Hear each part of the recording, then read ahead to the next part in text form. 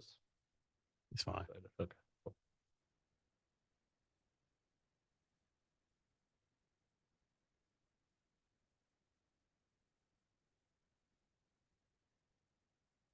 Hello, welcome to Jason Cavness Experience. I'm your host, Jason Cavness. Guest today is John Conafay. John, you ready to be great today? Yeah, absolutely. So, John, hopefully this is a softball question, but can you talk about some of the things that either you do for fun or some of your hobbies? Yeah, absolutely. Just got back from Santa Fe on a trip with a bunch of good friends, and the criteria for the trip were good art, good food, and good people. And so we all stayed in this super funky house that was built for a prince and overlooked the Santa Fe Valley, and just had a weekend of good art, good food, and just talking about deep things and some not so deep things, of course. And I think that's a lot of it. I don't think many people realize that Santa Fe is actually like one of those art destinations, right? Oh, it's unbelievable. I mean, everything about it just felt imbued with Was that your art. first time there? Yeah, yeah, Okay. yeah. I've been down to Albuquerque Okay, for some government work before, but that's all. Yep. nice. And how long were you there for? About 4 days. And these friends, like this is like a yearly thing you do? You and your friends go somewhere every year or something, or? No, this is I'm getting married Oh, soon, and so don't want to call it a bachelor party because that makes it sound like I'm excluding people. But it was just a few friends just getting yeah. together and hanging out. Yeah, Nice, nice. yeah. And you were in the Air Force for a while, right? Yes, yeah. I was communication navigation mission systems on AWACS up in Okay. Alaska Oh wow. for 4 years. 4 years. Yeah. What made you go in the Air Force? Just Yeah, I started a record label straight out of high school, nice. and yeah, I was like 17. I was deep in the hardcore metal music scene in North Carolina, Virginia, DC, and uh, yeah, I signed a few bands that I was deeply in love with. Didn't quite have the expertise, discipline to do really well by it. So after kind of falling flat on my face there, I wandered around for about a year and then realized, wow, I really need a swift kick in the ass, like real bad. And so went in the Air Force. My granddad was in the Navy in World War One. Believe it or not, my dad was in did 3 tours in Vietnam, Silver Star, and then I went in the Air Force and fixed planes. But yeah. And were you a musician, a singer? I was not. I mean, I dabbled. I was in a few bands uh that I tried my best, but definitely better on the business end of things. Okay, so you're more like a manager for the bands? Okay. Yeah. So raised a little bit of money to essentially put them in the studio, help produce some of the records, and send them on tour and get all of that coordinated and organized. Immense amount of work trying to get And the bands like bands that. are a certain type of genre of music or just all kinds? Metal and hardcore. Metal, hardcore? Yeah. Okay. Yeah. Okay. So Like Metallica type music and Black Sabbath, that kind? a little bit more extreme. Okay. Yeah, yeah. Even more extreme than that? Okay. Yeah. Okay. Time of Cholera was one of the Okay. one of the bands, and I was actually just hanging out with my buddy who was the bassist. Not my buddy, he's like a brother to me. Yeah. This weekend, but he was the bassist, and he's like one of the most prolific musicians in indie pop and metal that I know. You ever get the itch to go back in the music business? I've had the itch once or twice. I've been in the space industry for about a decade Yeah. or a little over a decade right now, and speaking of getting your ass kicked, it'll it'll make you consider a few other careers. So, Yeah, definitely. yeah, Yeah. Yeah. Music's not for the faint of heart. I mean, yeah, what's the saying? Starving artist that's out there for a reason, right? yeah, absolutely. I'm lucky to know a few that aren't, for sure, but yeah, it's a tough gig.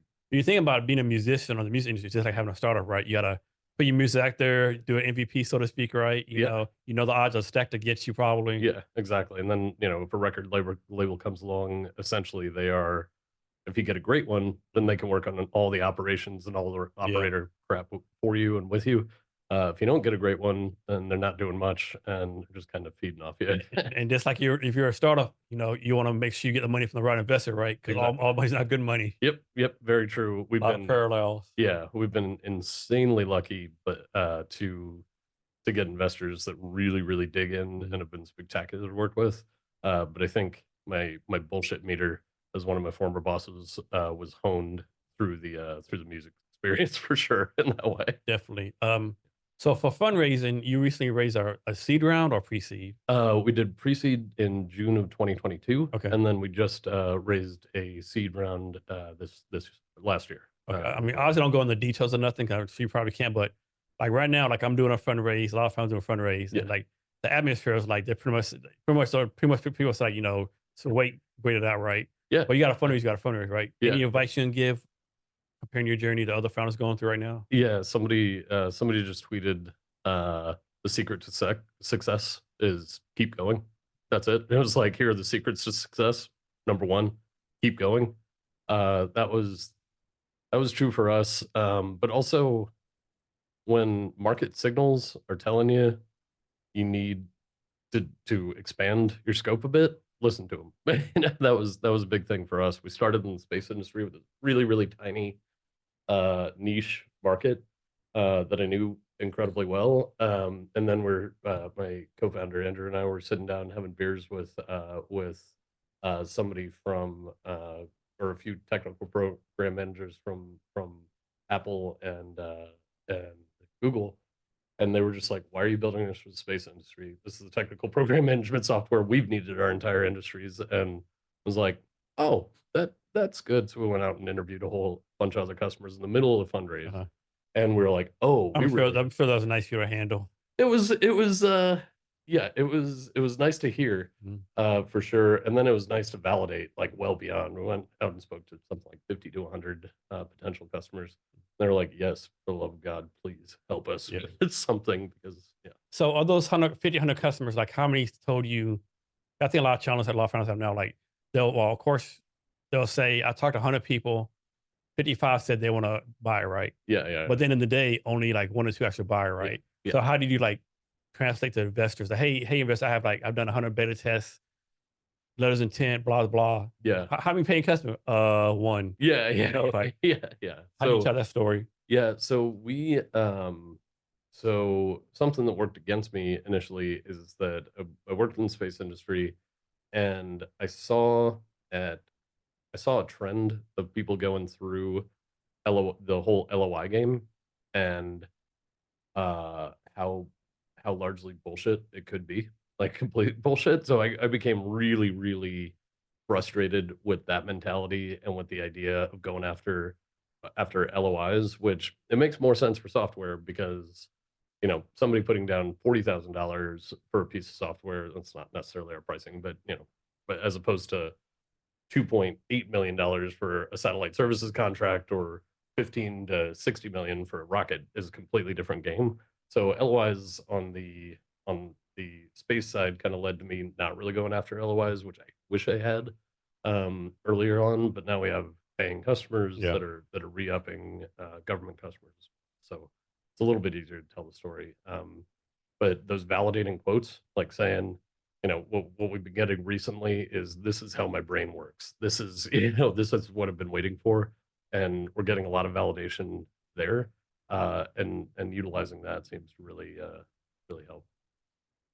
And so let me ask you this. So, of course, investors are going to due diligence on yourself, right? You're a founder. Yeah, But like, and they say those like due diligence on investors, but most founders don't have like multiple investors trying to invest in, right? yeah, yeah, You might have one, and you're like, man, if I don't take this money, I got to shut down, right? yeah, yeah. So, I mean, of course, you got to do due diligence, but does it really matter? Uh, it, it does. There's a short list of investors that I would never ever take. I've said that before. I have that list too. Yeah, exactly. Where I would just like, Yeah, absolutely not. Like, yeah. I'd Like, rather. I'll get a 9 to 5 if I take your money. Exactly, yeah.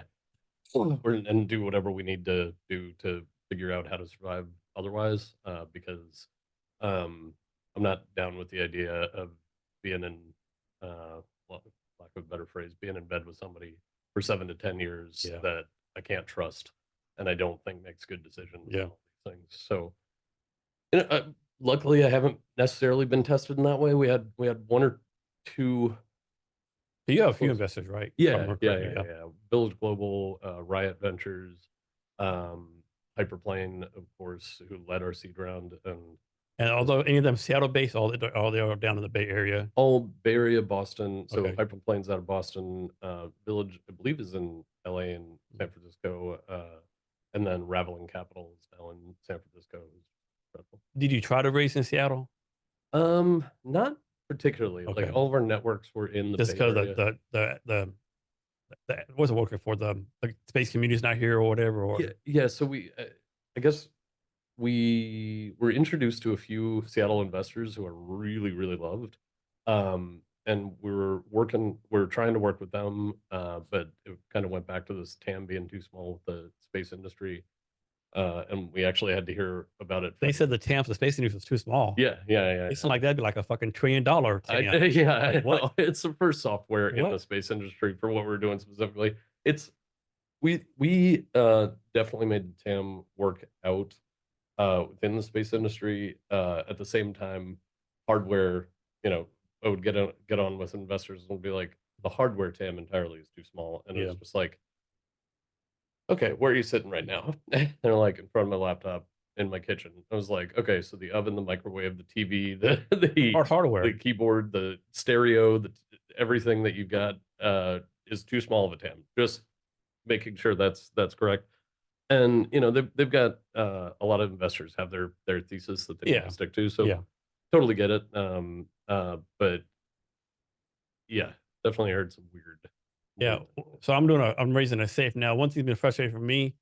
Of course, I got my B2B HR tech company. So obviously I'm not gonna go to like a B round consumer tech, right? Yeah, yeah. But I'm learning a lot of these VCs out there when they say early stage, they mean A round. Oh yeah, Like yeah. post seed, I'm like, what? Yeah, not growth. Yeah, Yeah. yeah, yeah, Yeah. yeah. So that's the hardest I'm learning. Yeah, absolutely. And I think I really, really respect and appreciate the investors that say no, Mhm. like outright Yeah, I no, love them to death. and this is why. And there were a few, I'm not going to call them out, but there were a few investors in Seattle that did that and gave us a full page of why they were out and Mhm. how it compared to their thesis and Yeah. and it was just I was just like I could not appreciate you as a Yeah, human but anymore. unfortunately, it's like there's only 10% of them that do that, right? Yeah, yeah, 10% is real generous. Yeah, Yeah. yeah, yeah, yeah. I wish more There's did. some good investors in Seattle, but then again, Yeah, like I guess everything else, yeah. There's some great investors. I was definitely heartbroken about one in particular that I don't know how many people know we're in this area. So, but that was in this area because I was such a huge fan of them. Yeah. Like they were every step of the way they were open and honest Yeah. and direct about their feedback. And then when they said no, it hurt a little bit. But Yeah. that's kind of the number one rule of fundraising is don't get attached, right? Yeah. No, no, it's all business, nothing personal. Exactly. Yeah, and wasn't offended by Yeah. any. It was just like, damn, I really want to look at it, yeah. And then we went on to find the investors that we currently have, which I don't know. Like, I just feel wildly lucky. They just couldn't be any better. So, Nice. yeah, So when you're doing the funding rounds, how did you come up with the amount you want to raise, right? Did you based on like hiring people, like some, milestones, 12-month win rate, yeah, yeah. So we had our plan, and what's that famous quote? It's plans only the matter one by Mike Tyson, or it's yeah until you get until you punched punch in the the face. face? Yeah. Yeah, yeah, yeah, yeah. There's that one, and then there's like one about war. That's like strategies only matter until you get to the Yeah. battlefield or something like this. So we had our plan for 4 million would be ideal to do this, and then mm, yeah, market conditions were not perfect in 2020, early 2023. So we lowered it substantially and readjusted our plan. And then uh, it's really about what the market can bear. You are selling a piece of your company fundamentally, and it's if the market's saying you're batshit insane for like the entire market's saying you're batshit insane for the specific valuation, listen to it. Or if you're able to keep pushing through at those valuations and things like that, great. But yeah, And how do you work picking your valuation? Because some people say like make it kind of low to like bring on earlier investors. Some say, if you make it too high, you might fuck around, have a down round. Like that company, a Cameo. They have like celebrities do video messages Oh for yeah, you. yeah, yeah, yeah. So they just raised $28 million, but they lost like 90% of the value because Oh when they yeah, first started, all these big wigs jumped in, yeah. and now they're like, This is something that's driving me crazy right now as well. Is everybody's like, oh my god, this company raised a down round after raising 8.9 billion at a $200 trillion yeah, valuation in 2021, and it's like, yeah, 2021 was psychotic. Like yeah, this, that we didn't 0% interest, money was cheap. People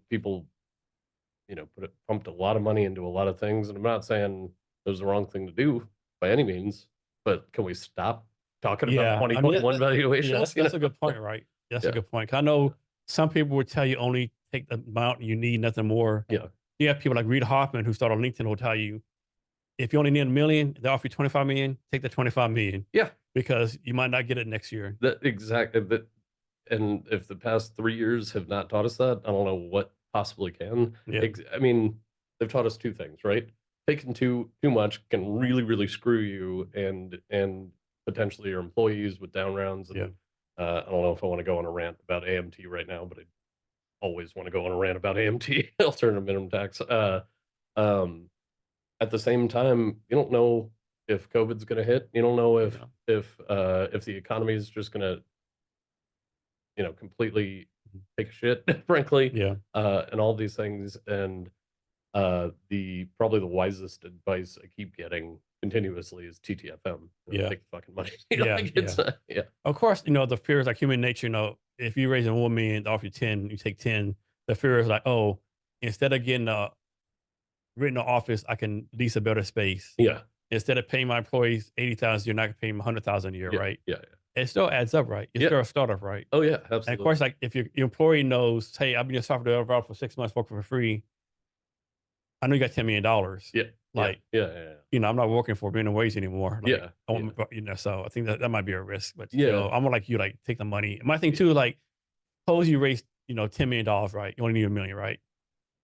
If you need a fundraise in another year after getting $10 million, might be something wrong with your business Yeah, model. yeah, yeah. We might be That's doing something wrong, right? yeah, yeah. And I haven't been in that situation, so it's hard for me to say. But yeah, I'd agree with that. It's I've been really lucky to be a part of really spectacular Mhm. companies that have controlled burn Yeah, and made sure they run efficient operations. Um, and so I have that kind of imbued into yeah, me and beat into me is financial discipline is the way. Despite going through the 2021 ZERP mhm. era and everything. Um, but yeah, there's you got to constant self-reflection is pretty important.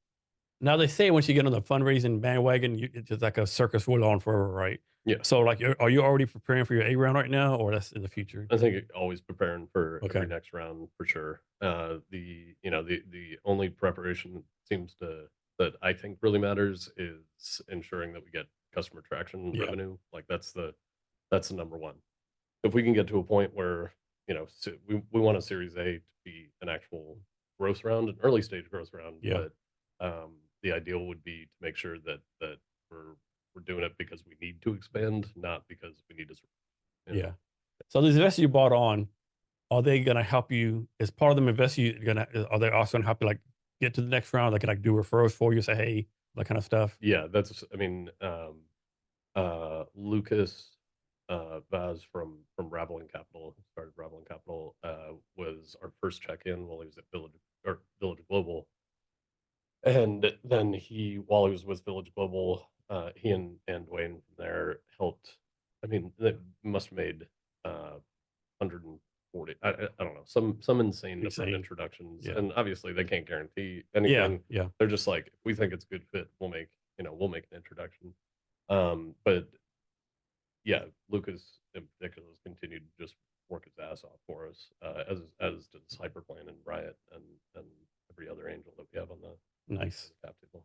So when you started doing your fundraising plan, whatever, was it all like referral based, people you knew, cold email, or a combination of everything? Yeah, it was a combination of everything. The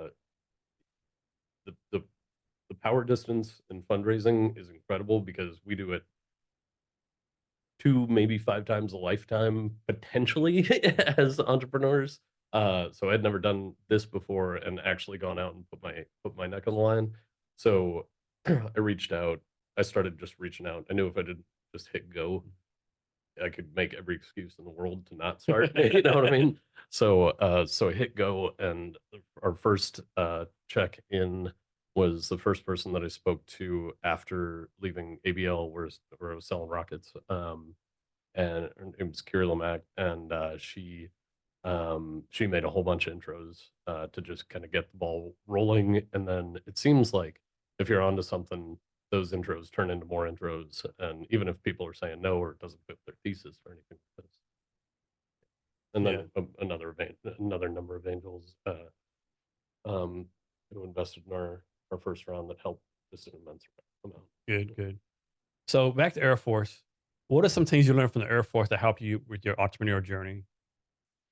Yeah. Or maybe not help you if that's the case. Yeah. I think few of my bosses will probably laugh their asses off when I say attention to detail, but because I'm um, always a do a million things at once, and maybe not all of them 100%. You know what I mean? But I think that really serves me as a founder now, because no 2 days look alike whatsoever. So the ability to hop from one thing to another is spectacular, and good is the opposite of or what is it? Perfection's the opposite. You know what I mean? And so attention to detail was a big one that I didn't have in any respect when I was probably going into the military.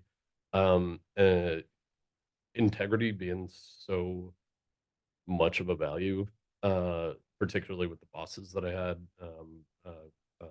Staff Sergeant Lemoyne was my first boss in Air Force, and I just owe an incredible amount to how much he taught me about true integrity in leadership. And I think that's, you can't get a foul of your own bullshit if you just don't bullshit, right? So I think those are the things. Yeah, someone's told me like always tell the truth because if you lie, you gotta remember who you lied to, what the Exactly. lie is. Yeah. You know, it's too much. Just tell the truth. Yeah, exactly. That's the thing. Like, if you're a bullshitter and you're constantly out there weaving these webs and Yeah, stirring up shit and everything, it's a lot to keep track it of. is. Yeah, that's If you, that's a wasted brain memory, wasted yep, brain power. exactly. Another thing I think military does as far as like training some entrepreneurs, like the military, like you get kicked down, beat, like you fall down 10, get up 11, right? Yep, So exactly. resiliency building was a good 100%. thing I got from it. Yeah, and care for, like, definitely 50 pounds ago was the military for me, but I've at least kept some semblance of a regimen, or realized in the back of my brain that I have to work out to stay sane and Yeah, to be at the top of my game and all those things. So while weight control might not be there, it's um, staying strong and making sure I'm able to continue with the energy is the part. yeah. So when did you get interested in space? When you Yeah. joined the Air Force, like as an early kid, like your early kid, like want to be an astronaut or something, or Yeah, so this is actually kind of funny, because I always said I wasn't one of those 3-year-olds in diapers that looked up to the stars and was like, I want to be a 30-year-old in diapers on the ISS. Like, no, I'm very uh, astronauts are very, very cool people, so I don't mean to minimize it in that way or anything like this.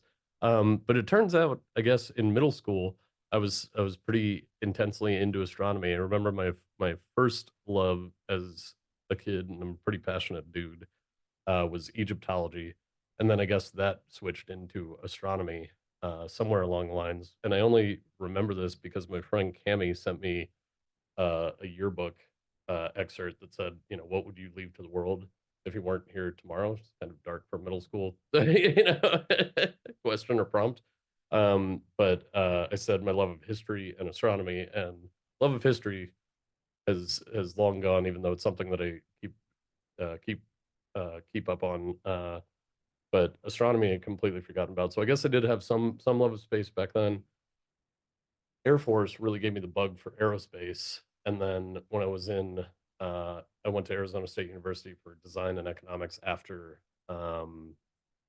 the Air Force, uh, and I was trying to start a company, and so I was looking for a CTO. And so I went to all these technology clubs, and I stumbled upon Students for the Exploration and Development of Space, which is a national organization with a chapter at ASU, and came for the technology, stayed for the people, just fell head over heels in love with the space industry, and it was really new space was really starting to kick off with Planet, SpaceX, Spire, and companies like this. So it was a really nice time to catch the wave. So is it safe to presume that there's not very many dummies in the space industry? Like a lot of smart people. Yeah. I haven't met a lot of dummies. One of my favorite aspects of it is everybody's just a little bit crazy. Yeah. Like you have to be a little bit crazy because the stakes are so Oh high yeah. and the pressure is so high. And I was just on the phone speaking to somebody that it was like mission managers or the people that coordinate spacecraft onto rockets, just have, or the reason that I started Integrate initially are do some of the most complex work out there and get some of the least credit of Yeah. it. And yeah, you have to be a little bit crazy to push it as hard as is necessary to put shit in space. So Full stop. no, back in the day, only NASA did space stuff. Now it's like Yeah. anyone with $1 billion can do it now, right? Yeah. So is this Yeah. a good thing or bad thing? Do you think?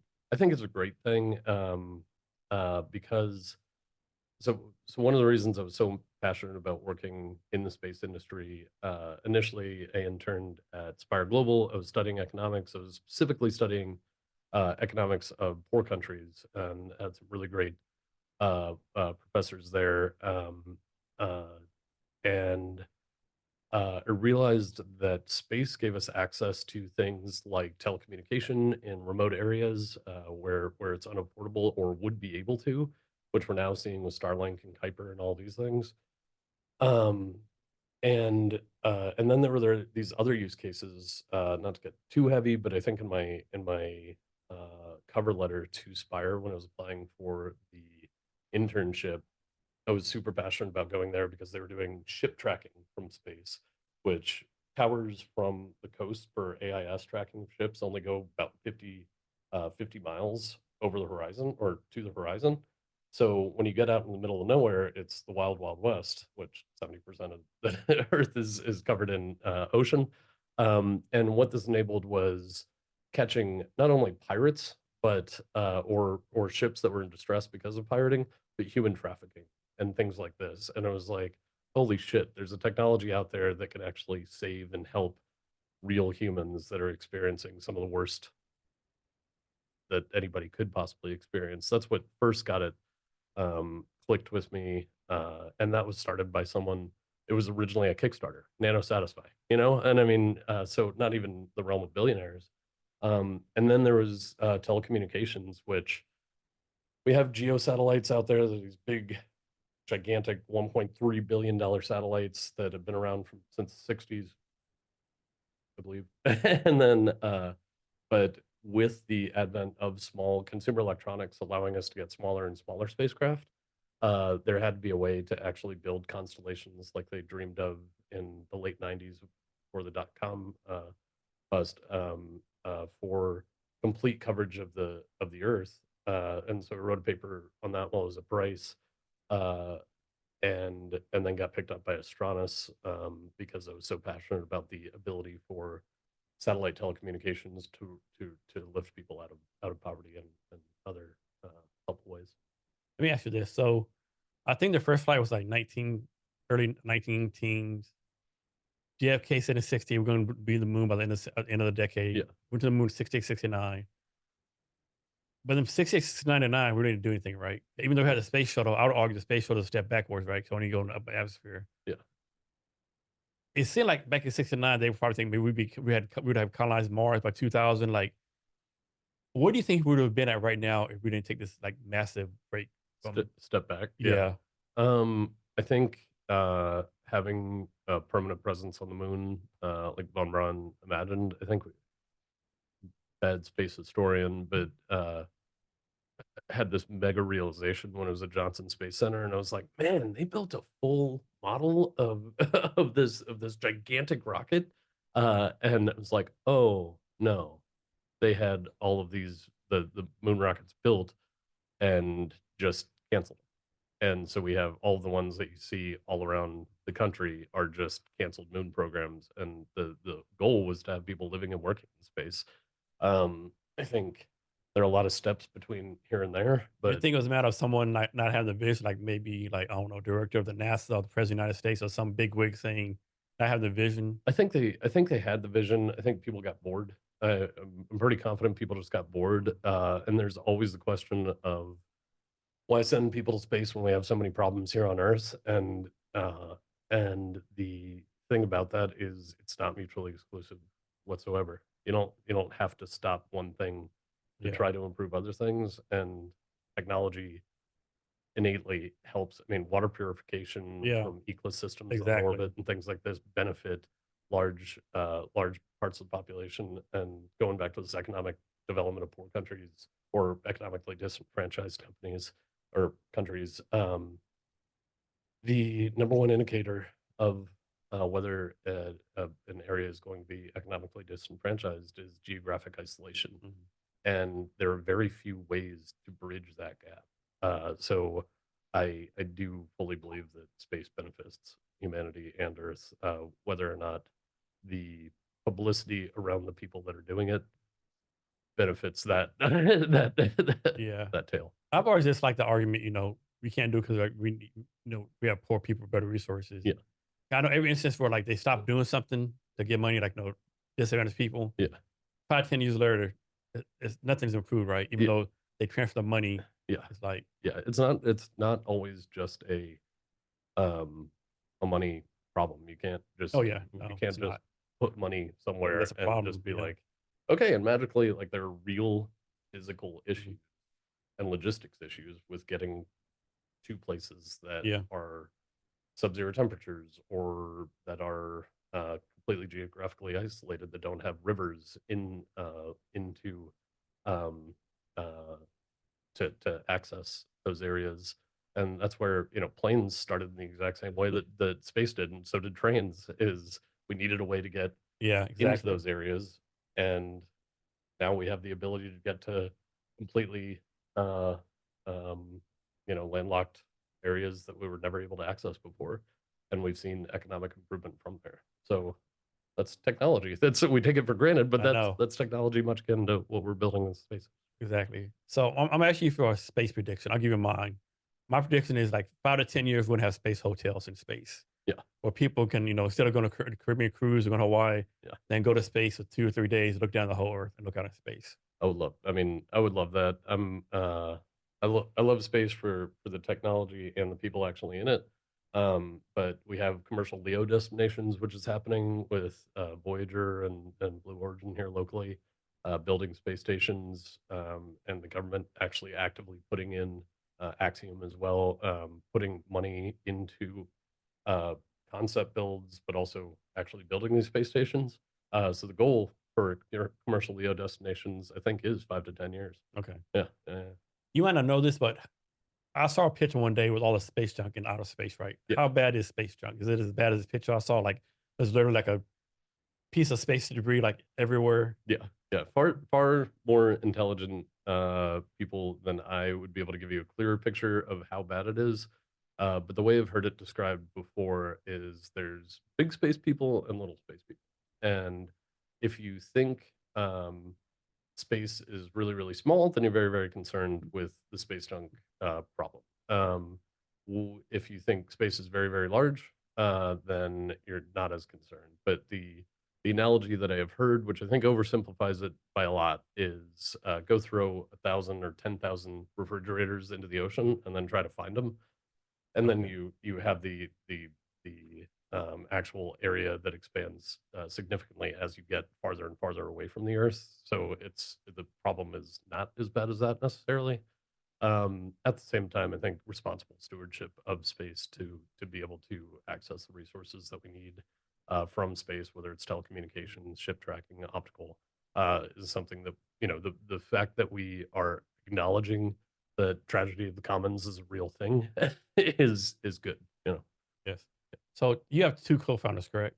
Yep. Can you tell the story about that? Like you all had the same idea at the same time. You brought the co-founders on later on. Yeah, yeah, absolutely. So I'll start. with Paul, who I met 10 years ago while we were doing a microgravity research project with our mutual buddy Jack Lightholder.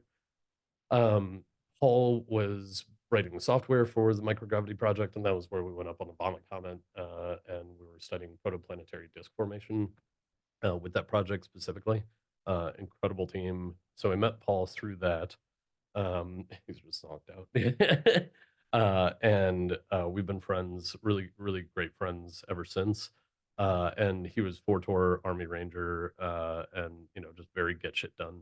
So he's a mentality. Ranger. Yeah, yeah, Yeah, yeah. those are real deal. Like, Oh yeah. yeah, like I have a lot of respect for Rangers. Like I was in the Army 25 years, but yeah, the Rangers they don't fuck around. Like Nope. they're Yeah. they're the real deal. Like yeah, Yeah, absolutely, and that's what we bonded over, and what I've realized is a really common thread between all the close friends that I have is it's just very get shit done mentality. yeah. And so I was building a no code version of what I wanted to build on like Bubble or something, just making sure I could get a concept built and just get started. And we're gonna have some beers, and he looked over my shoulder and he was like, "That looks like shit. Can I just build this for you?" And I was like, "Yeah, man. What like how much would it?" So started with him contracting, but And that's a very Ranger thing. oh yeah, That's yeah, yeah, that's a absolutely, very Ranger yeah, thing to yeah, yeah, say. yeah. Um, so so he's been building software for the past 10 years or more. Something that we didn't tout during our fundraise is that he has two degrees in machine learning, specifically from Johns Hopkins and somewhere in Oregon. I should probably know better, but and yeah, he was deploying machine learning algorithms for CNBC before joining full time Integrate and becoming co-founder. Yeah, and then Andrew. I think, So definitely. I'm gonna come back to your founders in a minute, but you were talking about the get shit done mentality. Yeah. Was it transitioning for you to go like from the military, was the can't get shit done mentality to a civilian world where like a lot of them were like, yeah, I do it when I get ready to, right? How did that work for you? Because I struggled with it. Yeah. I definitely did, and I think a lot of it is what pointed to. It's still academics were not my focus. Once I found students for the exploration and development of space, somebody said, you seem like you're at a crossroads in your life right now, and you got to pick a path, man. Like, are you going to go all in on space? And because people can just sense when you're 1 foot out the door. Because I thought economics major, what the hell am I going to do with space, and once we actually took off from that microgravity flight, I very much was in. So, but yeah, I struggled hardcore with the get shit done mentality that other people seem to lack. The person that got me into SEDS, the Students for the Exploration and Development of Space, was a former Marine, of course, and so he had that mentality in spades. Ben Stinnett, just absolutely pulled me in and showed me that there are other get shit done people, and that it's not only vets, but vets seem to have that kind of differentiator to them.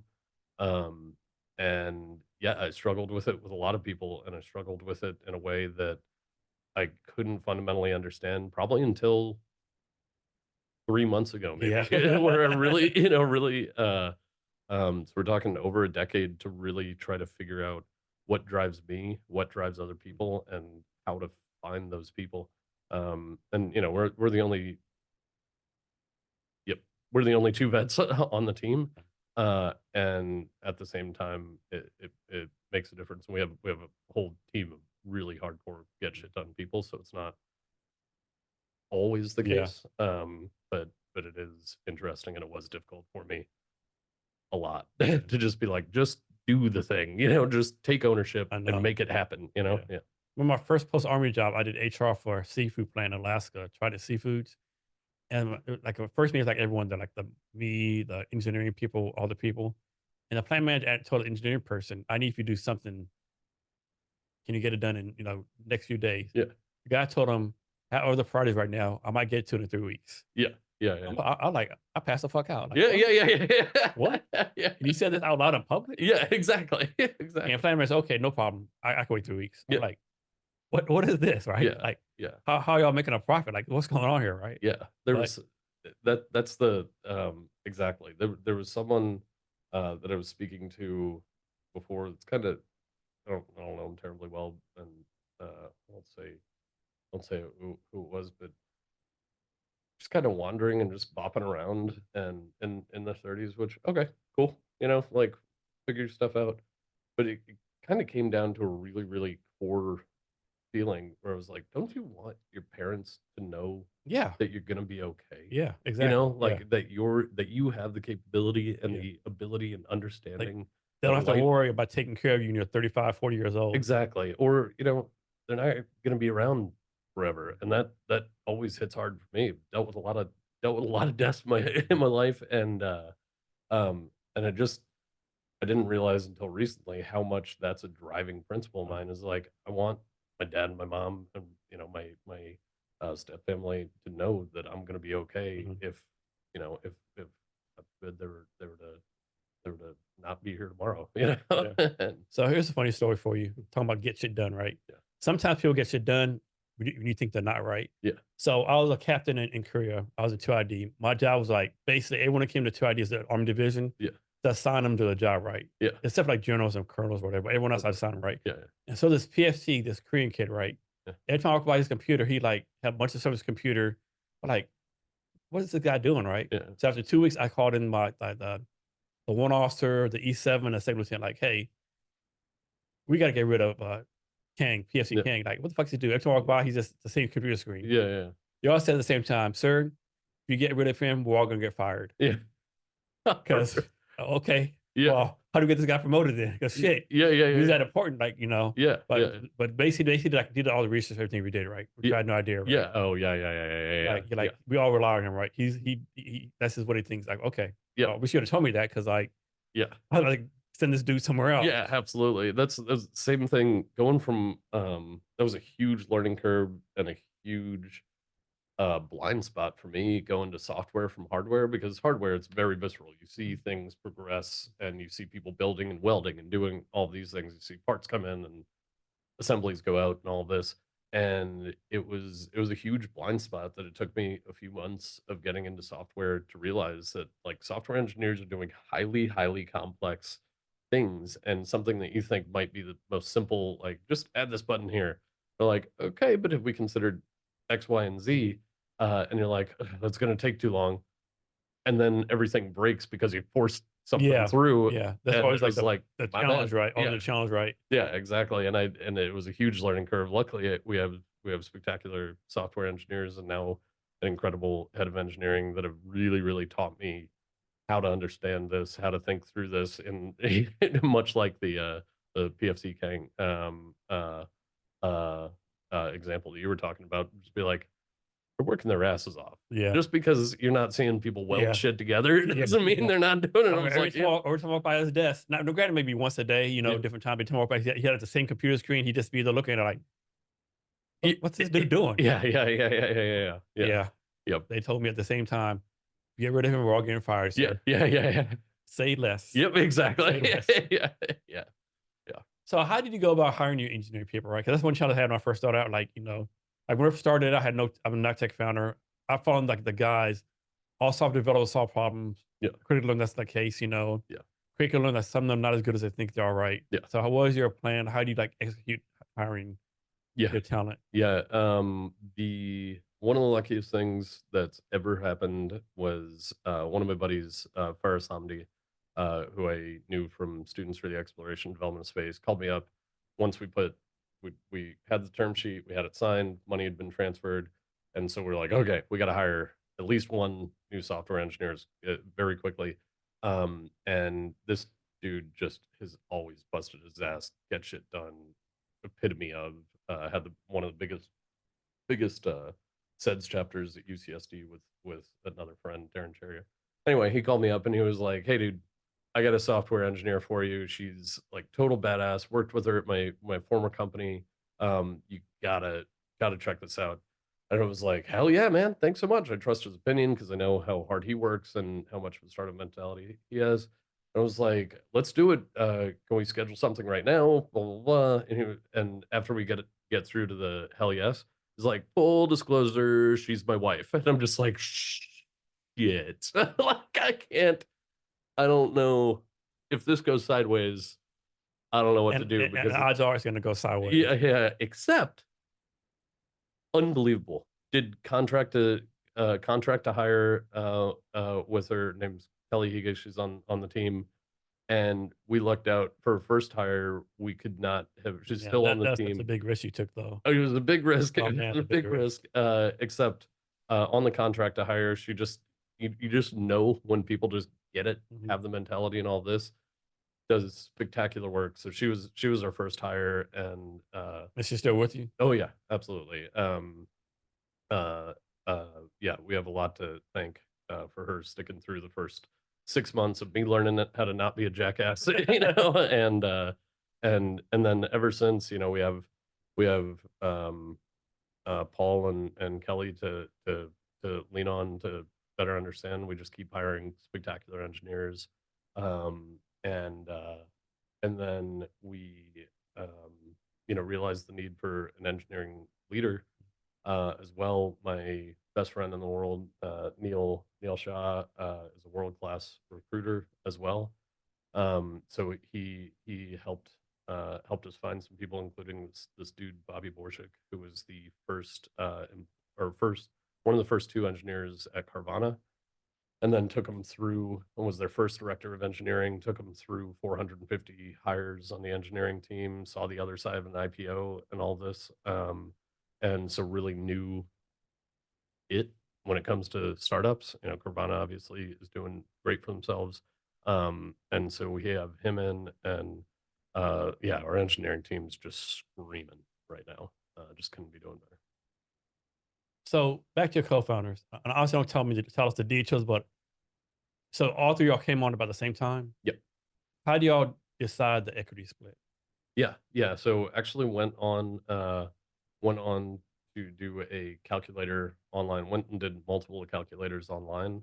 Um, there was a little bit of begrudging becoming a co-founder from one person that I won't name. It's one or two, but and so it took a little bit of convincing there. So the equity split was already sort of um, decided before he officially became a co-founder.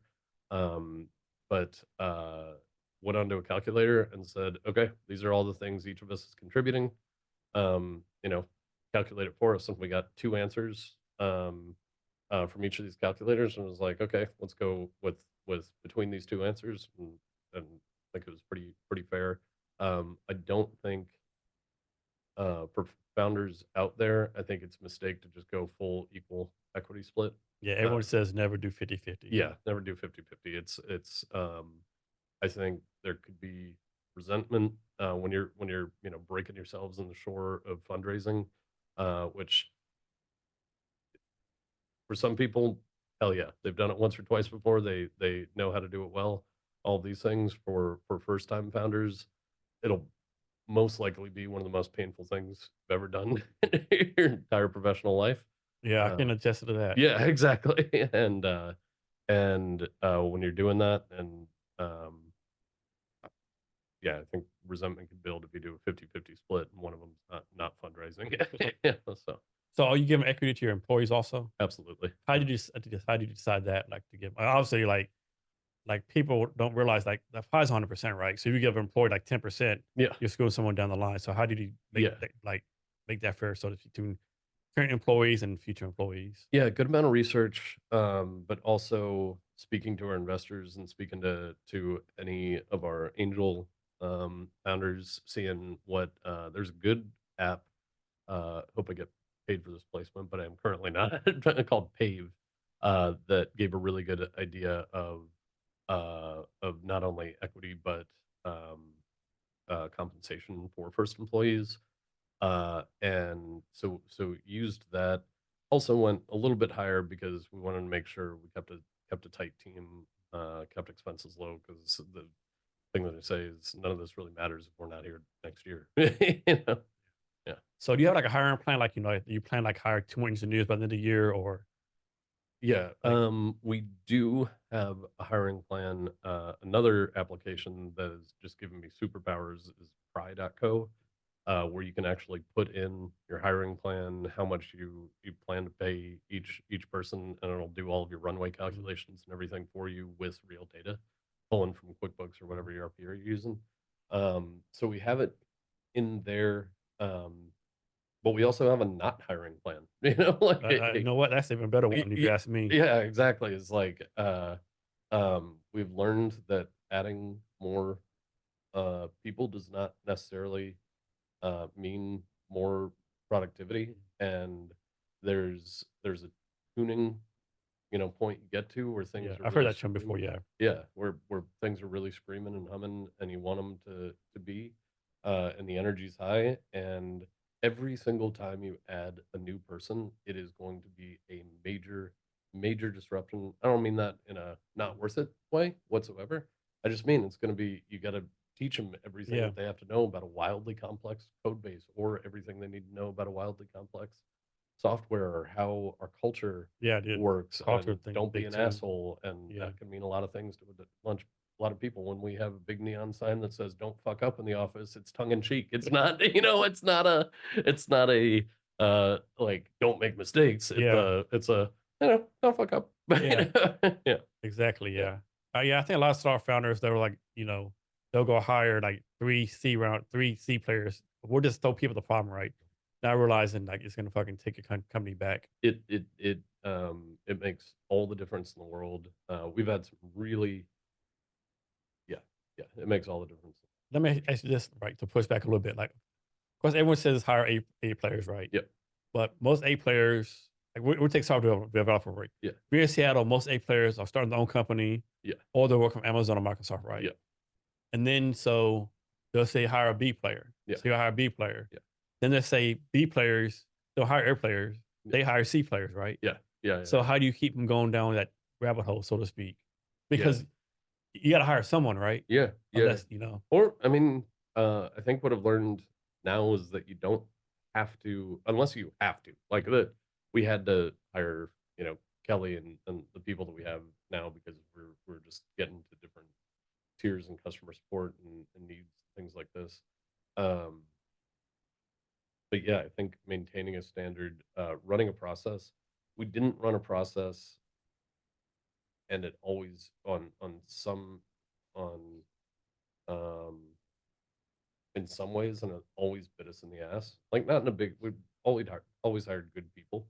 Um, but there is a point where um you can't afford to not run a process. yeah, Does that make sense? it does. Like, It does. yeah, yeah, yeah, yeah. Because and if there's one lesson that I have learned, that I should just listen to everybody every single time, is run a process, run a good Yeah. process, and trust your gut. Oh, yeah. That's a Well, big thing too. man, I like, if I got full, and that's, again, not to say that It's we've a hired lesson learned, anybody right? bad. It's just for fit. Yeah. Like, that's the biggest thing, is different stages of the company require different things. And if you have this 10% of your brain, or even 5% of your brain, that's like, not right now, like, Yeah. this at this point in time, it's not a good idea. Listen to it, you know. And so you started a company in 2021 or 2022? 2022.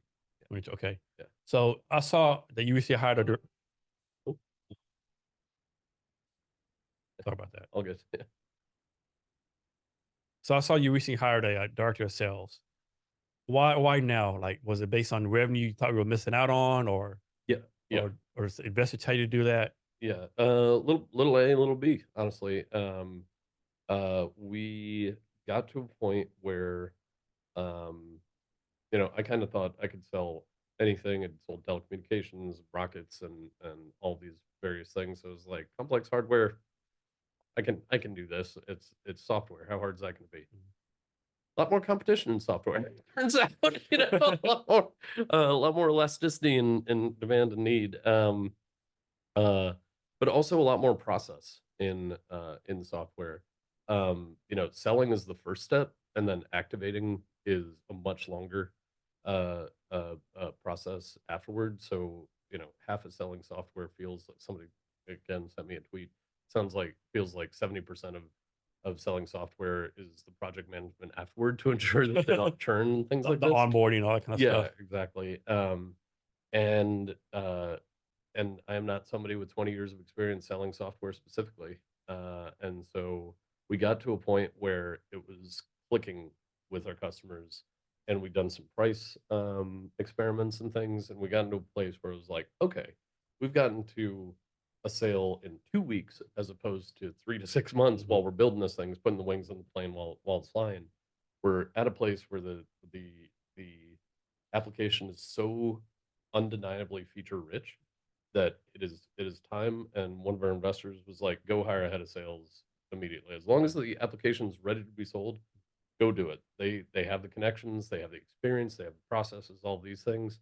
And so we listened to them, and we hired this amazing recruiting firm. One thing that I think a lot of companies do is they hire people in the industry that they know, as opposed to the industry That's that not always the best thing to do, right? yeah, absolutely. And I've done that, and it just wasn't the right fit, timing and fit. That's all.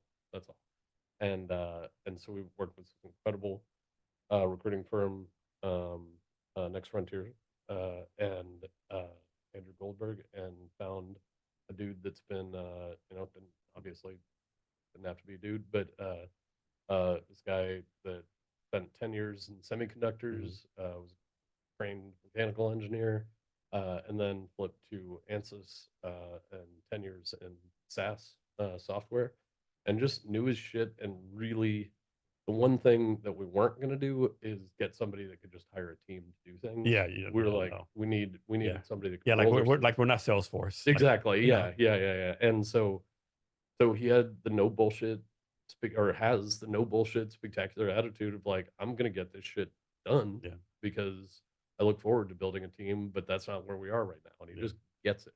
So getting that sales cycle down on the commercial side, knowing that we're at a place where customers are ready to receive us, and we have a heavy DoD and government focus, and a lot of my time needing to be spent there and wanting to be spent there. I wish I knew, like, has to be some stat out there that shows, like, how many startups fail because they brought in a former VP of Microsoft, a former VP of Amazon, Yeah, yeah, yeah. and they're like, like, "Where's my team?" Yeah, exactly. And I hmm, how do I put this? I can be enough of an asshole that that I knew I didn't want that. Yeah. Um I didn't want some bullshit pontificator. I wanted somebody that came in and hit the ground running, and he did and continues to. And it's not an easy job No, at no. all, and he's just kicking ass. Uh, So, a couple weeks ago, I saw this on LinkedIn. You went to, something called a satellite conference and exposition. Can yeah, you talk about that? yeah. So my hometown is DC, Washington DC. So like actually born at either Sibley or Georgetown Hospital in DC. There's a funny story about why that's up for debate, but um, um, and so this conference so happens to be hosted in DC. I think it's like 20 to 30,000 people, which feels like the entire space industry sometimes. But it's home turf. We do a lot of government work, so being in DC has its benefits as well, for a week. And we like to throw parties as opposed to exhibit at conferences, because uh, I think people get a lot more out of them, and we're all about building community and integrate the software that we're building is about collaboration. So we've got a lot of cool things that we can do at parties for that. So yeah, we went. I think we had 23 meetings in 2 days, because we're not going to just stand around and say hi and have drinks with people and everything. And yeah, got in front of a lot of cool customers, and are working on um, bringing them on board now. And this, like, every year this happens? Yeah, yeah, Okay. every year in March. What's some other, like, space industry, like, conferences that you go to Yeah, or out there? yeah. There's Space Symposium, which is coming up next week, which we will not be attending. And then there's my as a beautiful setting. Yeah. And then all-time favorite space conference, gotta say, is the Small Sat conference in Logan, Utah. They're now two small sat conferences, but the one that I love so deeply is in Logan, Utah every year. So not terribly easy to get to, but it's held at Utah State University, and it's like half students, so you don't just get this jaded, like, I'm here to do business, and why do I have to listen to your bullshit? You're like surrounded by really, really excited, not jaded students and other people, and it just kind of imbues and it's fun and relaxed, Yeah. and they have Hawaiian shirts days and all these things.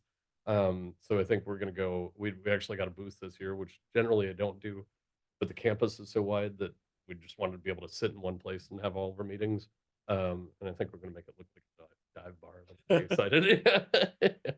Is there a university out there, either in the States or in the world, that's known for like being like really focused on space, like maybe have a Yeah. great master's space degree program or something along those lines? Yeah, so I'm gonna name two that are really well. No, I'm gonna shout out to Arizona State University, which is where I went. I don't think I would have gotten into the space industry if it weren't for working in this beautiful interdisciplinary sciences #4 building that had a big Curiosity rover model, and all of these unbelievable labs that I had the opportunity to work in and around, and just really great people.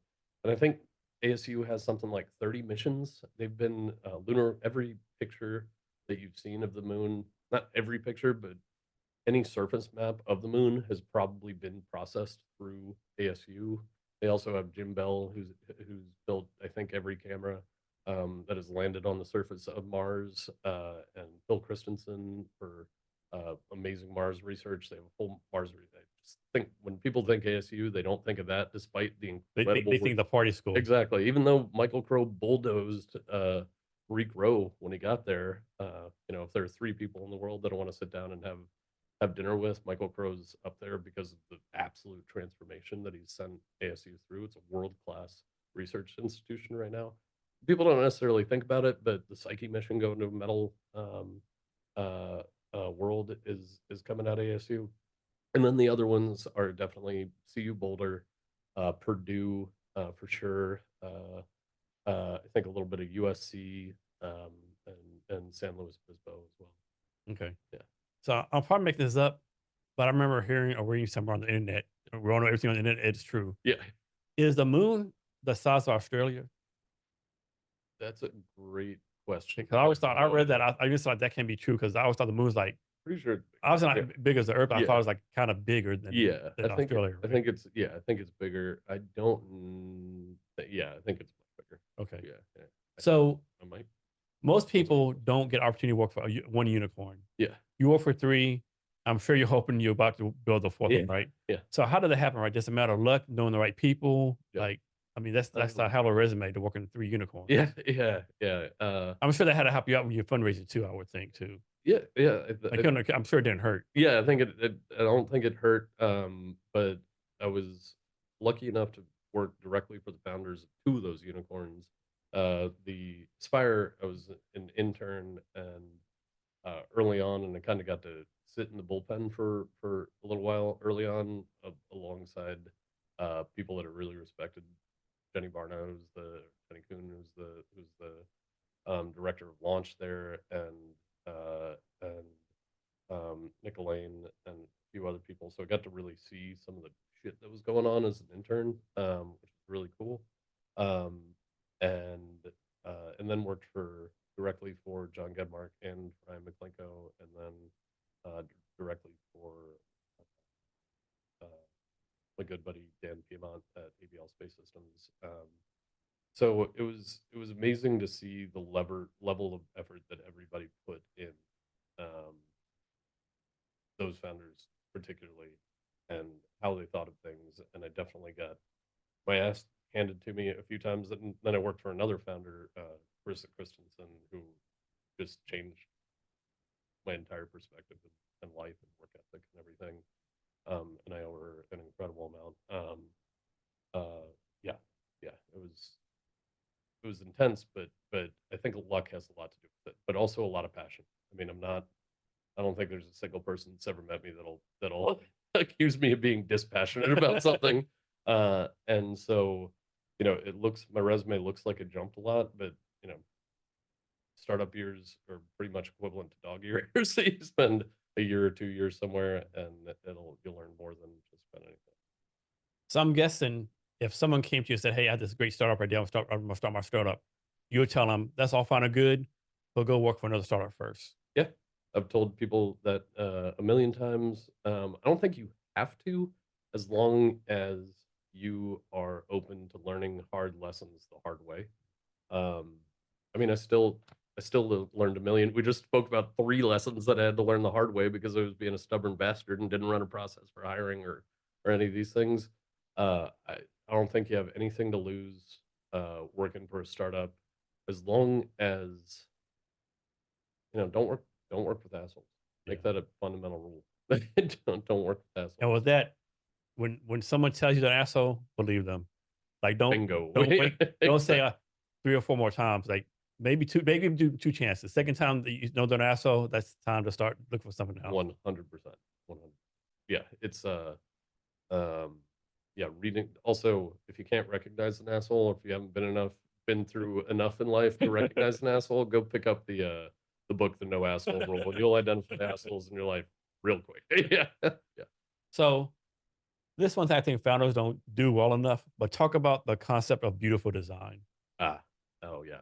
So this actually pulls us back to Andrew Sloan, our third co-founder, who I met because he had started a design agency called Cosmo Schema. I hadn't known him at the time at all, but they came out swinging saying space industry has a design problem. It's all swooshes and stars and all these things. And he had a really, really cheeky, smart ass space industry logo creator that was that essentially just rolled through stars and then swooshes and the star lab or star whatever, all these things. So I hit him up on Twitter and I was like, dude, your design and aesthetic and everything is just spectacular. And we started talking a little bit through there. And then we met in line at Virgin Orbit party at Smallsat and Logan, and realized we both were from the DC area or DMV, and got along and became friends there. Um, and design's always just been an incredible part of my life. My mom has always really, really imbued me with a love of arts. And then as I got older, my dad really imbued me with a love of different types of art, but different types of aesthetics and things like this. Um, got being a big shoe guy from my dad, and so I've always really loved beautiful things because of my parents and being taken to art museums when I was 5 and things like this. And it always just clicked that when something worked, like form does follow function in a lot of ways. And it's just reading the Ferrari movie or watching the movie, and he was like, things that tend to be more beautiful tend to work better as well. Yeah. And it's true, Yeah, you're right. It it's is. yeah. When we were setting out to build this company, Andrew and I were really, really highly aligned because we'd known all these mission managers that were really, really burning out because they didn't have tools and such a hard job, and we wanted the application to feel like a warm hug and not something that you just dread going The into. cold darkness of space. Exactly. Yeah, yeah, yeah. We wanted to be comforting to actually use, and that was a huge goal in it. And so he was one of the first people that had brought into the fold and asked to work with because he knows beautiful design and So your product roadmap, several questions like, is that something that is open to everyone to look at? Can someone go to their website and say, add this to your product roadmap or feature requests? And then like how often do you update? Like do you have like a monthly team meeting where you're like, okay, twice a week. twice a week, okay. Yeah, yeah, yeah. So it's okay, twice a week, okay. Yeah, yeah, yeah. We have a North Star, and we know the big chunky features that are going to be coming out in a year for sure. At the same time, there are a million medium and smaller features or table stakes features and things like this. We do not yet have the ability for feedback to be submitted through the website directly, Okay. but we have early design partners. We have paying customers who have been spectacular and unabashed with their feedback, and it, it's magical to be completely honest. How appreciative we've been of the honest feedback that we get from customers like nanoracks and ESAR and things like this, and the government as well. But we want to prevent whiplash as much as humanly possible. So we actually increase the cadence of product roadmap meetings to twice a week, so that we're not just yanking our engineers around from topic to topic, which was I was wildly guilty of initially. This customer said they need it. We need to do it immediately, and Yeah. I What found do you mean you myself. can't work 24/7? Yeah, exactly, and just like ridiculous shit like that I just had to learn on the job, and how to be better to our employees in that way. So sort of counter, we increase the cadence of product roadmap meetings so that Andrew, is and he has a product designer on his team, Ethan Holtzclaw, who's just kicking ass and picking names as well. Um, so that we knew that we were perfectly straight on what the roadmap for a year, if we're lucky on the big shoot. It always gets very foggy out there. And then, but the nearer roadmap is to make sure that we had smooth transitions between projects, because it matters. We're building a beefy app. So what has to happen for something to change? Does it like has to be like a majority rule or like unanimous rule or No, we just put a knife in the middle of the table, and whoever gets to it first. okay. No, just joking. No, no, no, no. We're not a big design by committee Okay. um, company at all. We are, if something's changing, it's because of high conviction, Okay. and confidence in the change for sure. And we talk about it absolutely, but and it's not. I have too much respect for Andrew and Bob, everybody on the team, to just be like, it's my way or the highway. That's never going to be the case, Yeah. uh, either.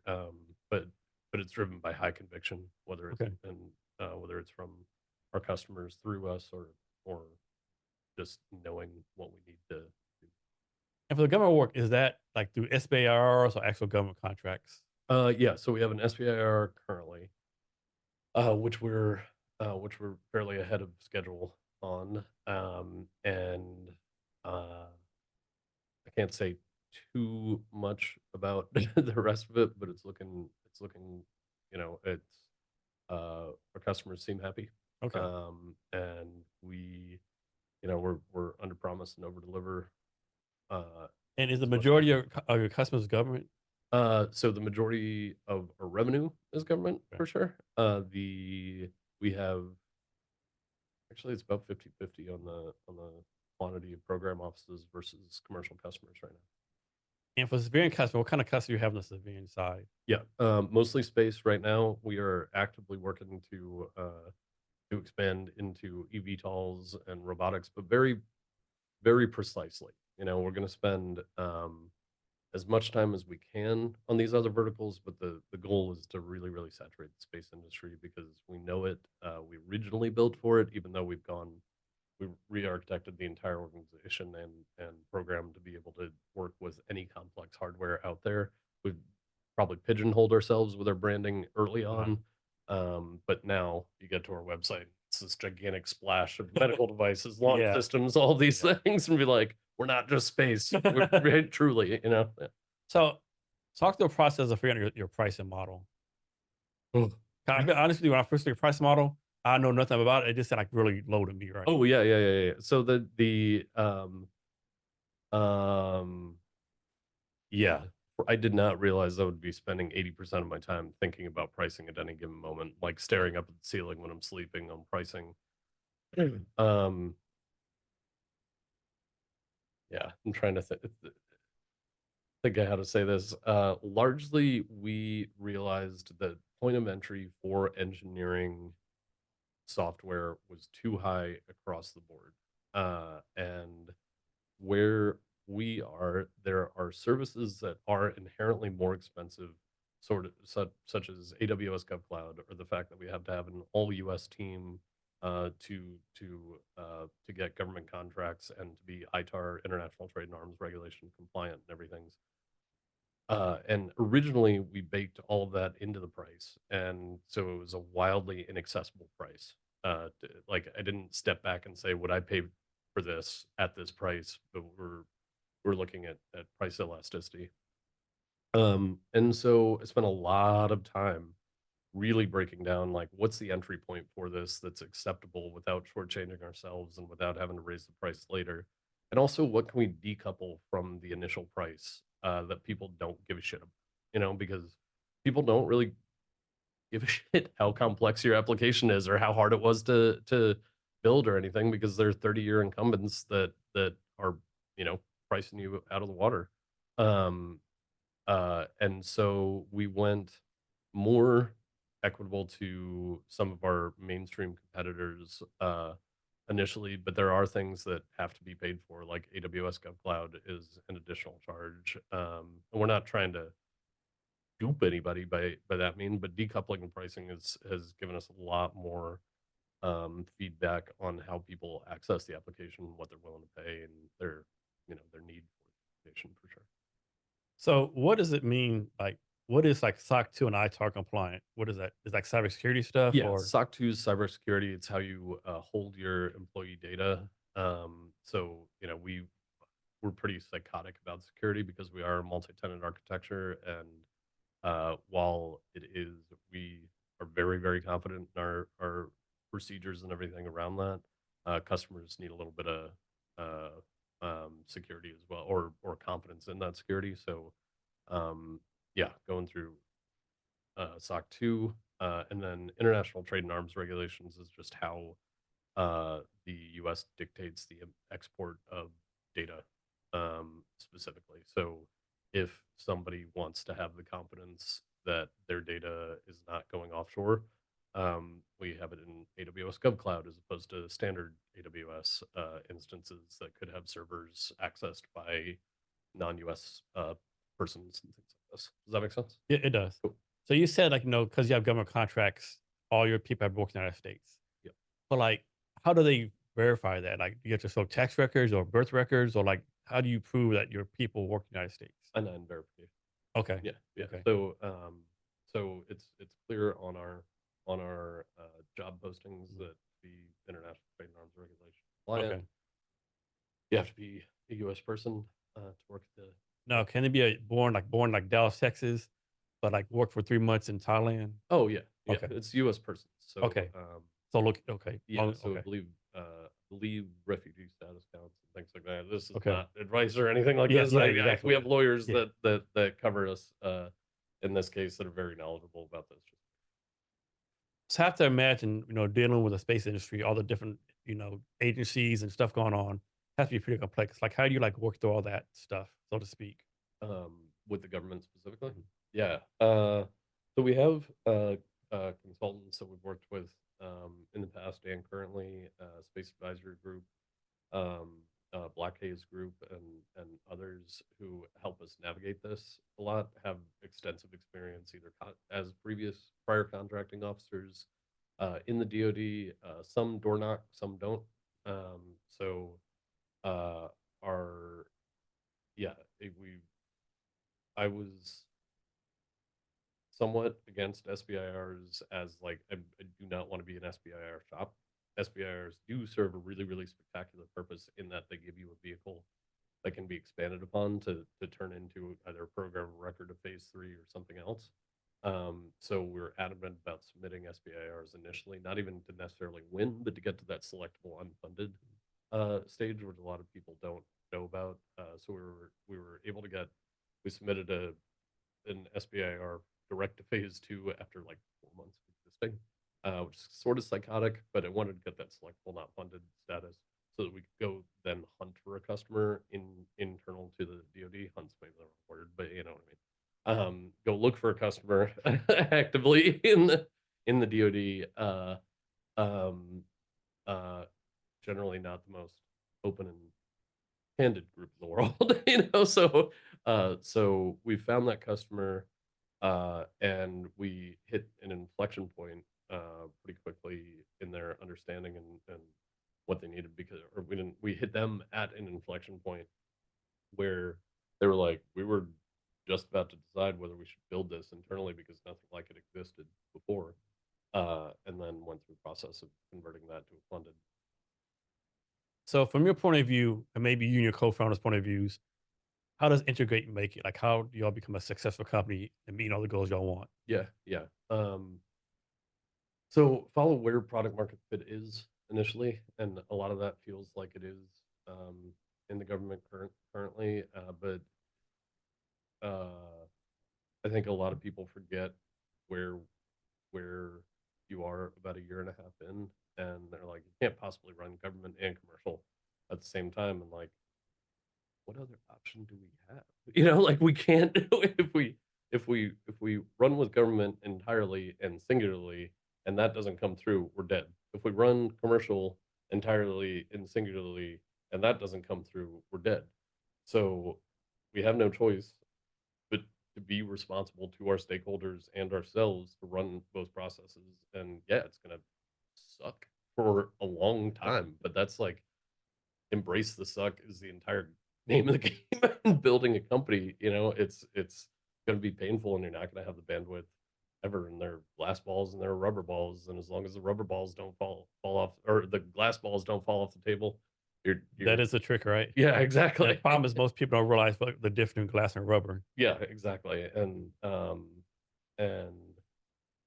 yeah, so it's really making sure that we're running both processes as hard as we possibly can and listening to everybody. And yeah, it's going to suck for years, but So gotta do what's going to have to happen for y'all to shut it down? to shut it down. Yeah.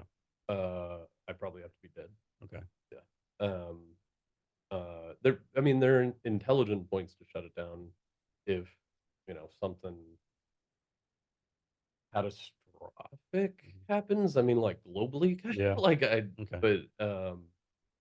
but Andrew, Paul, and I have spoken about this. When it was rough fundraising, it's like we will find a way. Yeah.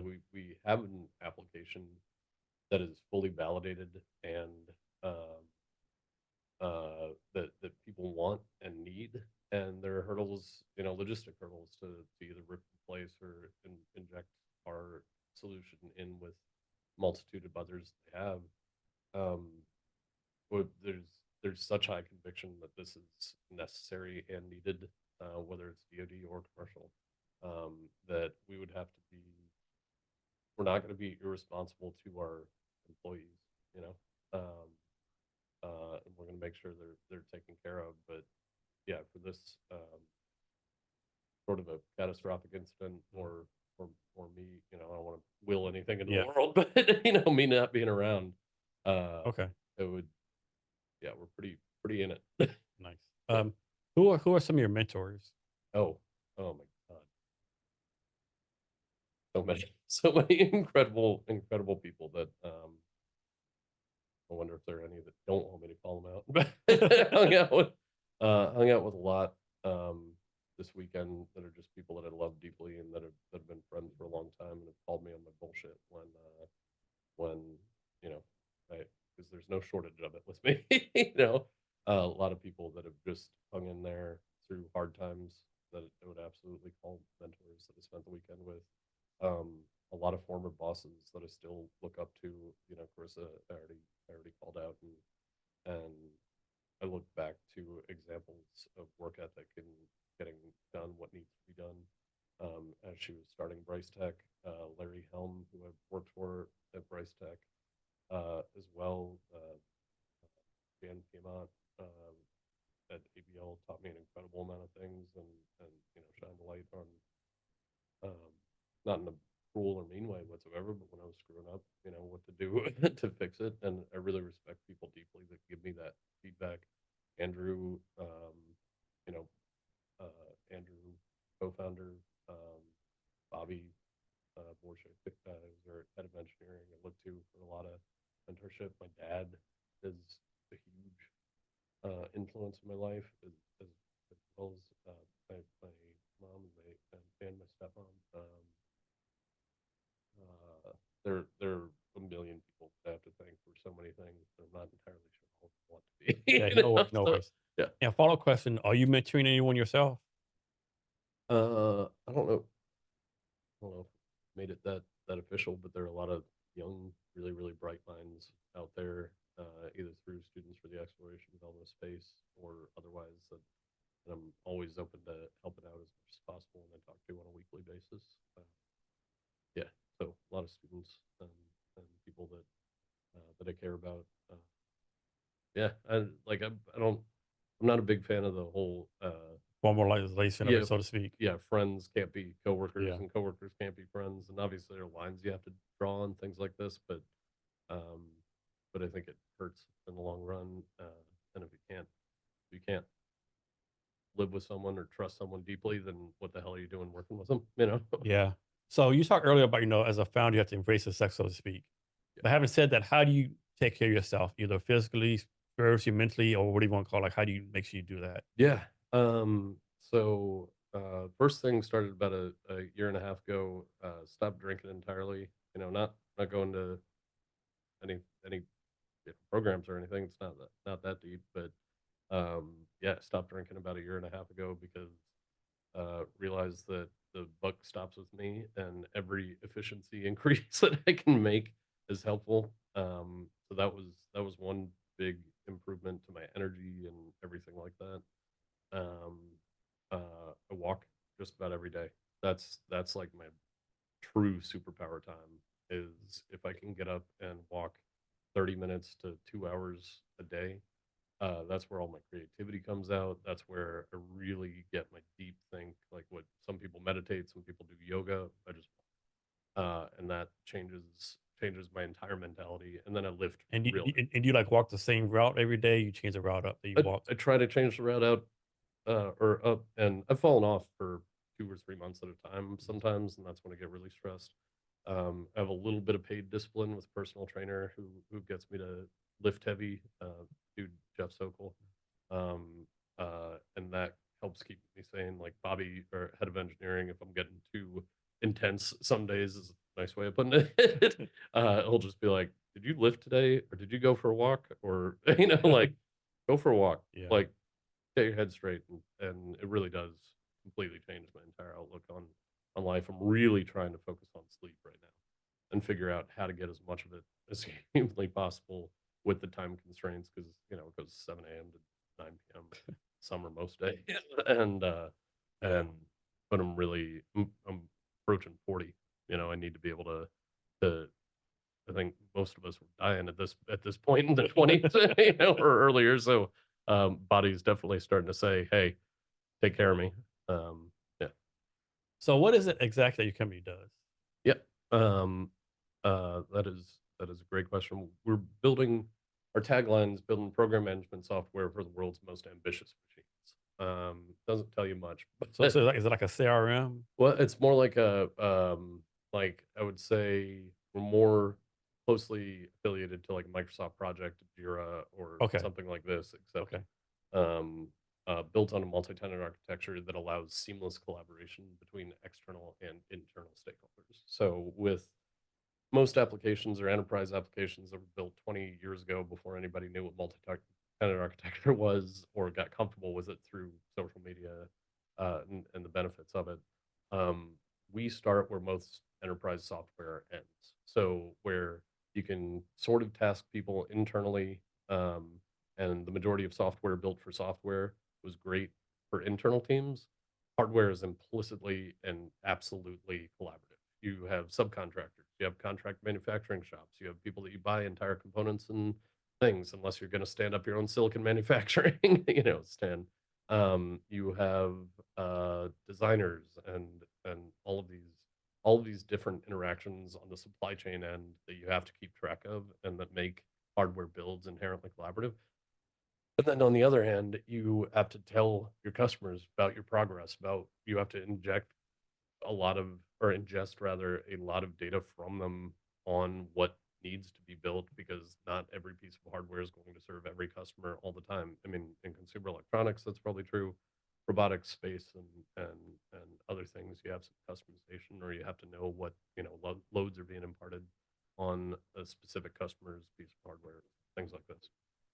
So I built the software that I wanted at every company that I've worked for, that allows you to build your entire source of truth, schedule requirements, tasking, deliverables, all of these things, and then parse down to the subtask level that source of truth out to other people that are on the platform. So You can have your 38,000 line design to production integrated master schedule in this application. And then you have a subcontractor out there that needs to see 3 subtasks that they're responsible for, and you can parse those out to them so they see them in their timeline view and none of the rest, which sounds simple or easy, but doesn't exist currently at all. And it makes everything 20 times easier. You know, we have a company that's managing 23 different customers on a single rocket, and they were outright just like, we would not be able to do this with Project or Jira because we could directly interact with our customers and parse out the deliverables that they need to see and ingest all of the data that they need to give us in this one place without them seeing each other. Why do you think no one's built anything like this before? Just too hard to do, or just not enough incentive from the market or something? It's not the sexiest thing in the world. You know, I think a lot of people go after big sexy problems that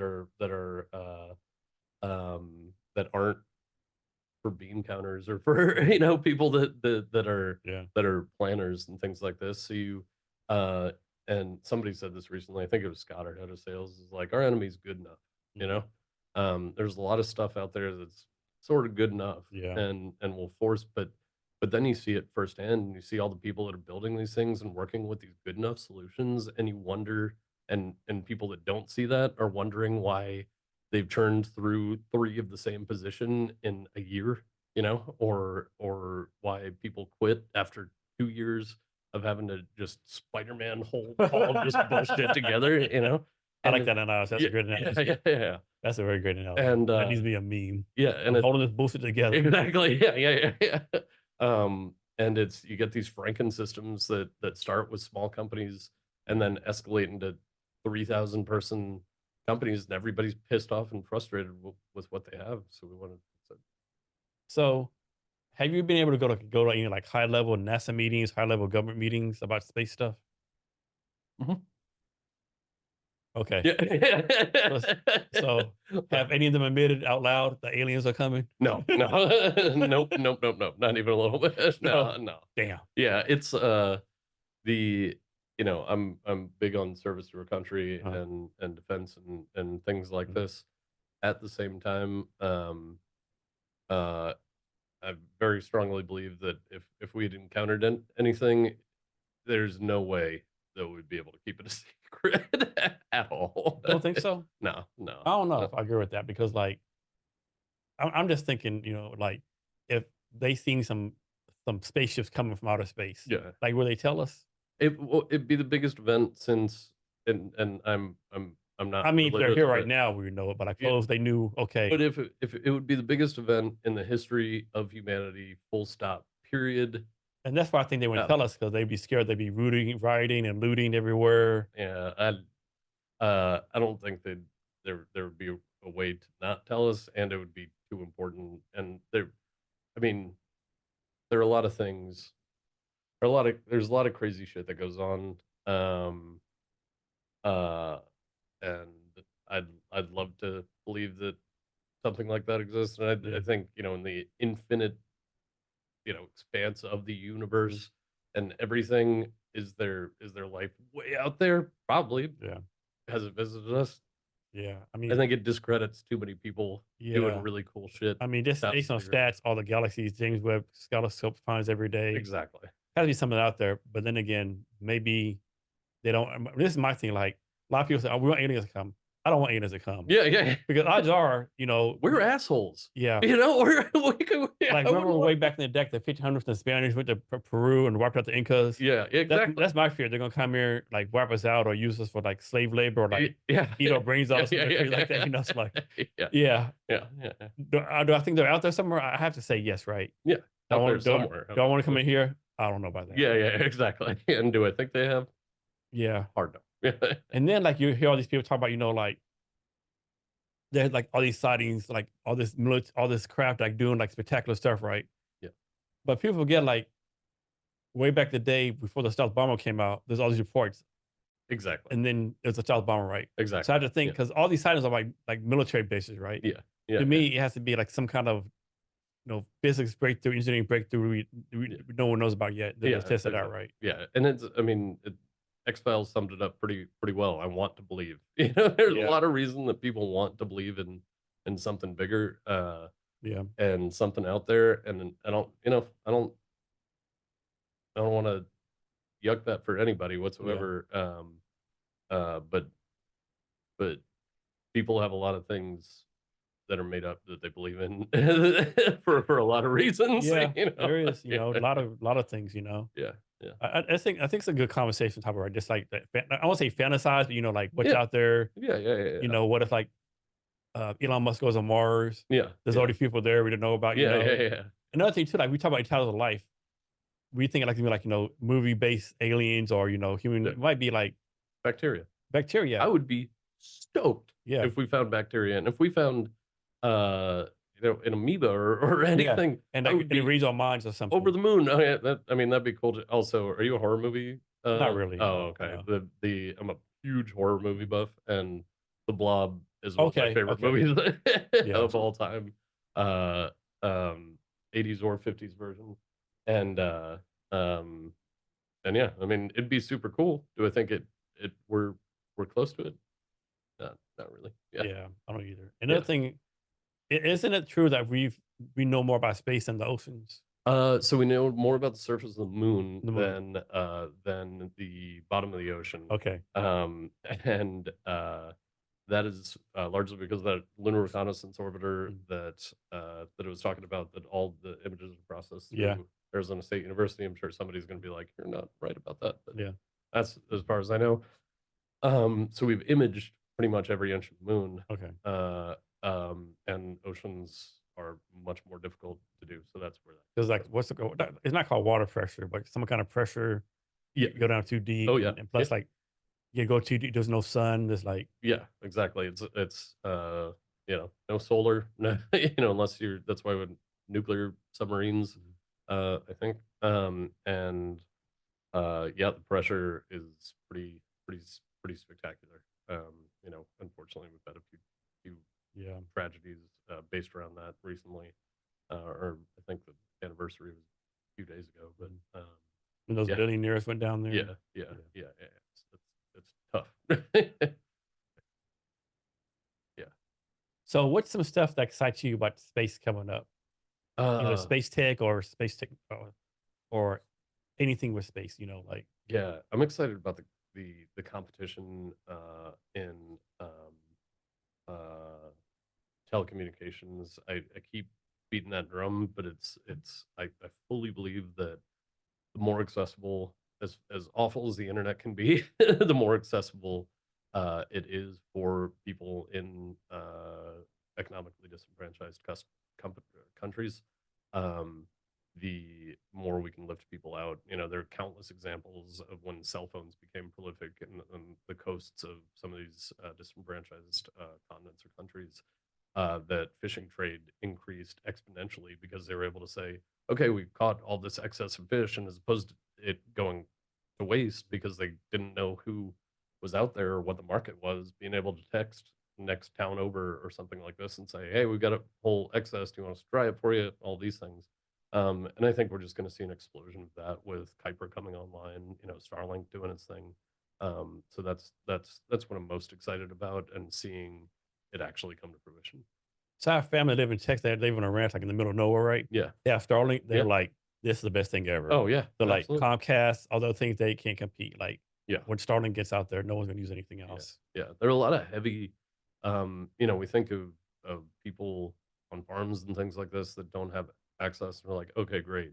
But there are 4 billion people without internet. That's why Yeah. I joined Astranis when I did, is to help solve that problem. And there are a lot of, probably not, podcast is probably isn't the right place to talk about it, but there are a lot of deep, dark things in the human condition when people are isolated, Yeah. that can happen that we don't think about because it's out of sight, out of mind. But the ability to Google, should this be happening even, is really powerful. Um, or how do I get out of a specific situation? And I don't mean to bring down Yeah. the No, vibes or no, no, anything, but no. there's some deep dark shit out there that happens, that I think having access to the internet, being able to shine a light on it, or being able to call for help or speak to someone or something like this is wildly important. And so that really does it for me. So of course, AI is a big thing now. AI robots. I think all these videos like robots doing like janitorial work, Yeah, basic things. yeah. Do you think the time's gonna come when AI's robots gonna be flying like space stations or ships to outer space? Yeah, there are a bunch of mission operations for mission operations is the concept of controlling spacecraft on orbit. And I think AI is already affecting some of that. There's a company with a few members. Uh, Sorry, No worries. there's He's fine. a company with a few members, at least in the Seattle area. I think called Cognitive Space. I might be messing that up. That's using AI so that satellites don't hit each other and to help them detect collisions earlier and things like this. So I think we're already seeing a little bit of that, and we'll see more and more of it. But they are such critical applications that just giving it completely over to AI is probably going to be a tough sell for the next 5 years, maybe. But it's happening. It's pretty cool. So obviously, you know, we're in space. Russia, China, I think India, Japan. What's the country out there that's not in space yet that's like trying to get to space? Yeah. So India is one of my favorites right now. That is in space. They have a very active space program, but it's taken a little bit for granted. But they had a mission to the moon recently that cost under 130 million. Where they launched their own mission to the moon, or I think it's about 100 under 150 million or something. Like most blockbusters cost more than this mission to the moon, and I just think that's so cool. And they've just done a lot of really cool space things in space. So a country to watch for the space industry, I think, is India for sure. And you probably don't know this, but like, is there like treaties in space that says, you know, first country on Mars gets to claim all of Mars, or like, Yep, you know, the opposite. So Outer Space Treaty of 19. Some space historian's gonna get on my ass about that, but Outer Space Treaty essentially says the opposite. It's like it's not first come first served for all of planets or moon or anything like this. I think there's something in there about what you get. Yeah, I'm a little fuzzy on the details, but yeah, Outer Space Treaty exists, and there's a lot of activity around modifying it or making sure um, that it's not just a situation of hey, we got here first, so now this is okay. our moon. Yeah, I mean, that's the ones like United States. We get Mars, Russia, you get Mercury, China, you get Venus, you yeah, know, yeah, yeah, yeah, yeah, yeah. Germany, you get Pluto, Yeah, exactly. Just divvying. Yeah, uh, we've seen that happen before. And Mexico, you get this random asteroid 10 yeah, million miles yeah, away. yeah, yeah, yeah, yeah. Something. Yeah, yeah, yeah. So this is my opinion. It's probably not true. Like a lot of people, like they'll say, like reason Elon Musk, Jeff Bezos, what's that guy, Robert Branson, other guys that are going to space because like they want someone who has the biggest dick, right? Yeah, yeah, I yeah. think it's more they're doing it so they can go to asteroids and mine minerals. Yeah, yeah. So that was so there was a local company from started I want to say 15 years ago called Planetary Resources Corporation. It's sort of part of the history and fabric of the space industry in Seattle. Chris Lewick, he still lives up here, and he's been incredible. He's a CDL mentor, and I've just known him through SEDS for a long time. So there are a lot of people that are interested in doing that. I think it's one of the Astro companies out there that I'm blanking on, is working on that as well. Um, I think, um, I think there is some semblance of an ambitious aspect to it, so maybe not a measuring contest, but some just outright ambition. I think there is some actual thought that holy shit, things are going south. We need to get the hell off of this planet to make sure that humanity continues to exist. And I think I was speaking to my dear friend Adrian that there are I don't know if extremophiles like a type. organism that lives in extreme environments, but they're types of people that just need to see where the limit is. And I think a lot of those are founder types. And then, some go into drugs and try to get to the most extreme end of the spectrum on that. Some people build companies and want to see how far they can go, period. And I think it can be an extension or expansion of that need to go as far as humanly possible. Um, yeah, so it wouldn't necessarily. There's a lot of brinksmanship and a lot of theater to the people that are that are doing it right now. But I think it if I had to guess, it would probably be more of that innate need to explore and need to push the boundaries. Because it is in our DNA, right, to explore, like Yeah, learn new things, yeah, absolutely. Yeah, like what's over the horizon. exactly. I mean, what am I reading right now? I just started um Shackleton, the Endurance, I think is the book. And it's been around for hundred thousands of years. People travel, people Yeah, explore, people go to seek out, what's out there, not just knowing yeah. that it exists and then going for that, because how would we know anything exists if we did not? So Here's a scenario for you, totally made up. Hope, pray, don't knock on a plastic table. This never happens. What if it got out that all the nuclear countries put their weapons in outer space and pointed their weapons in outer space, right? yeah, Like people think, what the fuck is coming, right? yeah. Like, what are you doing this for? What do you mean? Like, it's no, right now here, like nuclear weapons pointing each country, like Russia's at us, United Yeah, States at us, yeah. India, Pakistan, vice versa. All the countries put their weapons in space and pointed out of space, Oh, yeah, yeah. like something's coming to attack us. Yeah, yeah, yeah, yeah. I mean, shit. Yeah, I think people shit their pants. Yeah, Yeah, yeah, yeah, yeah, yeah, yeah, yeah, like tell us more. What's yeah, going yeah, on? yeah, yeah, And the government, I think they'd be like, "Oh, we're just cooperating now." yeah, yeah, I yeah, don't believe you. yeah, yeah, yeah, What's coming? Tell us. yeah, yeah, Yeah. yeah. So what advice you have for entrepreneurs at any stage, like new entrepreneurs, someone your stage, like just entrepreneur in general? What advice you have for them? Get a dog. That's mine's sleeping under the table right now. Thanks for letting me bring him. But if choice of partner matters. I'm super lucky to have one of the most supportive human beings in the world. That when I was working at ABL and I was like, hey, I think I'm gonna, do the damn thing finally.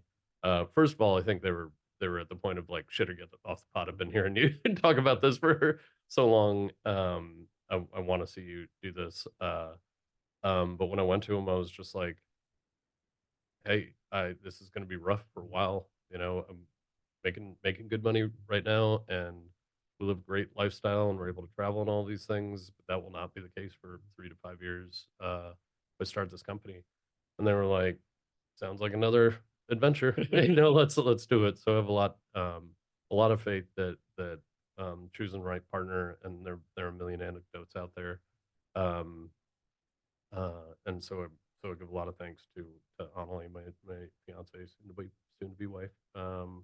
But just partner overall. And also get a dog. I mean, the fundraising is not easy, and it makes a lot of difference to have this little beefcake to go hug and and sit with and unconditionally love you when it seems like nobody else does. Yeah, So can y'all talk some points about like letting the people around you know, like maybe your close friends and stuff? Because like before you start a company, yeah, I could go with you, hang out Friday night, go to the baseball game. I can yeah, do social stuff. yeah, A lot of social stuff has to stop, right? And you have to kind of tell your friends, hey, I'm still your guy. yeah, I'm still with you. However, comma, yeah, yeah.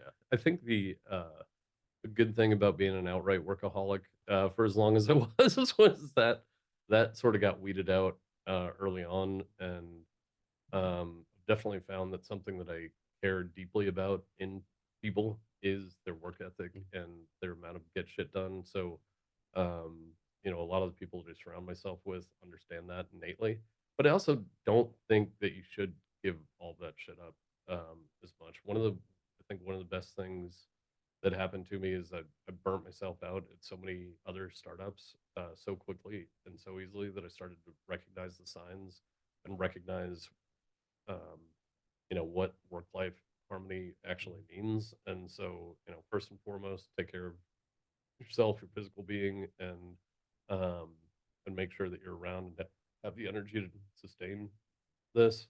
And the second, make sure you're actually fulfilled, and not all of that comes from work all the time. And I've watched people break themselves a million times. I do think that Sam Altman's first of all, burnout does exist outright, but I also think that Sam Altman's quote about how you just have to get up and decide to do the thing every day Yeah, is very true. true. Very And true. I mean, I've burnt out hardcore. I mean, on when I was fundraising, I was in lots of pain and lots of hurt while I was fundraising, and every single day, it just had to be when I got to the end of the day, and not to, woe is me. I'm starting a company. I'm not saying that Yeah. by any means, but sometimes you're crying yourself to sleep. Sometimes you're looking, staring up Yeah. at the ceiling and saying, "What the am I doing? Why am I doing this?" And then it takes a reminder from somebody, and Carissa was this person for me, that I chose to do this. Yeah. I could hopefully go get a job, and I'm not, uh, uh, um, but I'm choosing to do this, and it goes back to all the man in the arena, Uh-huh. Oh, the yeah. person in the arena thing. Um, but yeah, I think you need to keep a little bit of that love in your life, and it's sort of like somebody putting too much on their partner and asking their partner to be every single thing to them at every stage of your life. You can't do that. You got to have friends. You got to have friends that love you in a different way and that you love in a different way. You can't put so much into one thing that it just completely destroys your entire life around you. Is that It makes sense. yeah, Makes a lot of sense. yeah, Yeah. Kind of off subject, but like, I read a meme earlier today where it said like these CEOs make all this money, right? We can afford to pay people $20 an hour. Or I thought like, I'll probably get blasted for this. I always thought it was bullshit, right? Like CEOs get paid a lot of money because all the shit they go through, right? yeah, Like, yeah, don't get me wrong. If you work for a company, you should pay them what they're worth, right? yeah, But should it be like the same amount as a CEO? Like, no, I yeah, don't think so, right? It's like, because all the stuff CEOs have to do, building the company, fundraising. yeah, Like example, my family in Texas, right? They own a company, right? And I was there visiting them one time, and they had a barbecue. Friends came over. One of the friends actually worked for the company, yeah. and she told my cousin, like, "Why are you doing all this work now? Because if I don't close this contract, I have to lay off 10 people next week, Yep. and you're one of them." Yeah. Yeah. So you're Yeah. like, "Okay, Yeah. Yeah. Yeah. get Yeah. back to work then," Yeah. Yeah. Yeah. Yeah. That's just like anything. It's heavily nuanced, and I think um, the the thing that people don't know. One of my friends, Eric, put out a really great post about this. Like 4 years after he started a company, he was like, "I finally just paid off my last credit card from starting this fucking company." yeah, It was like I was getting paid minimum wage or I was paying myself minimum wage, and it really comes down to risk. yeah, It's like how much. We could go into a million arguments all day about what people get paid and yeah, anecdotes and all these things, but a lot of it comes down to risk. yeah, Is how much risk is a single person taking, and um, would the next person in line take that amount of risk? yeah, Would the person six places yeah, away in line take that amount of risk? And if the answer is no, how is this going to get done?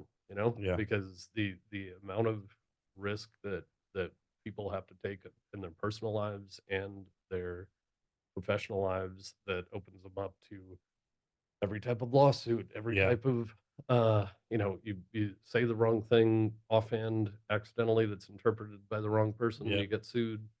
um And it's you're all over social media because you said something wrong, Yeah, or yeah, and it's risk exists everywhere, and it's top of mind constantly in your personal and professional life. And so whether one person should get paid however much, or somebody should get paid another, there are too many facets yeah, overall, and I'm not just trying to cop out, because I think there are a lot of really spectacular yeah, arguments on a lot of different sides.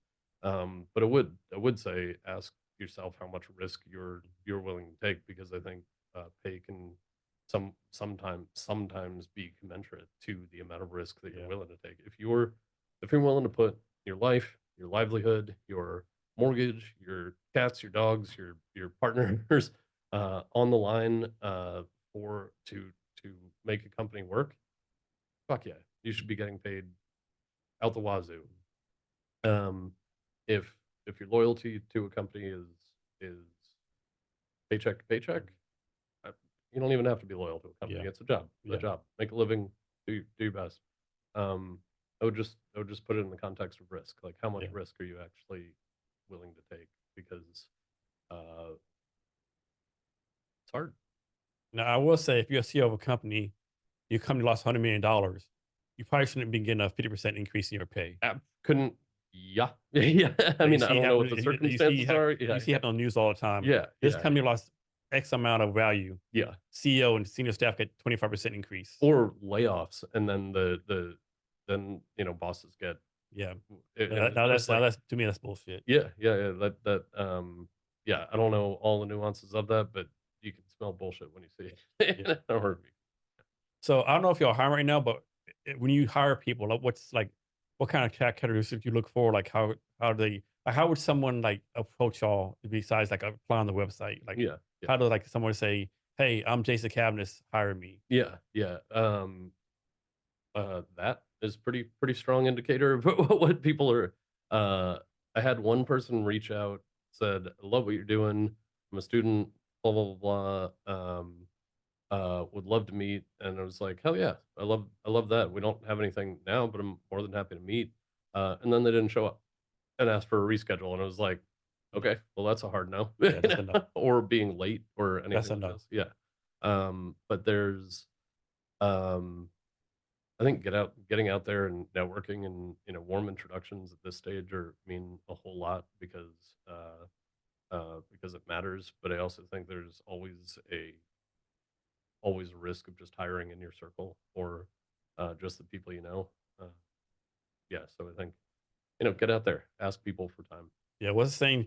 Just because y'all drink the same beer or same bourbon doesn't mean he'll be your best marketing person. Exactly. Yeah, 100%. Yep. Yeah. Yeah.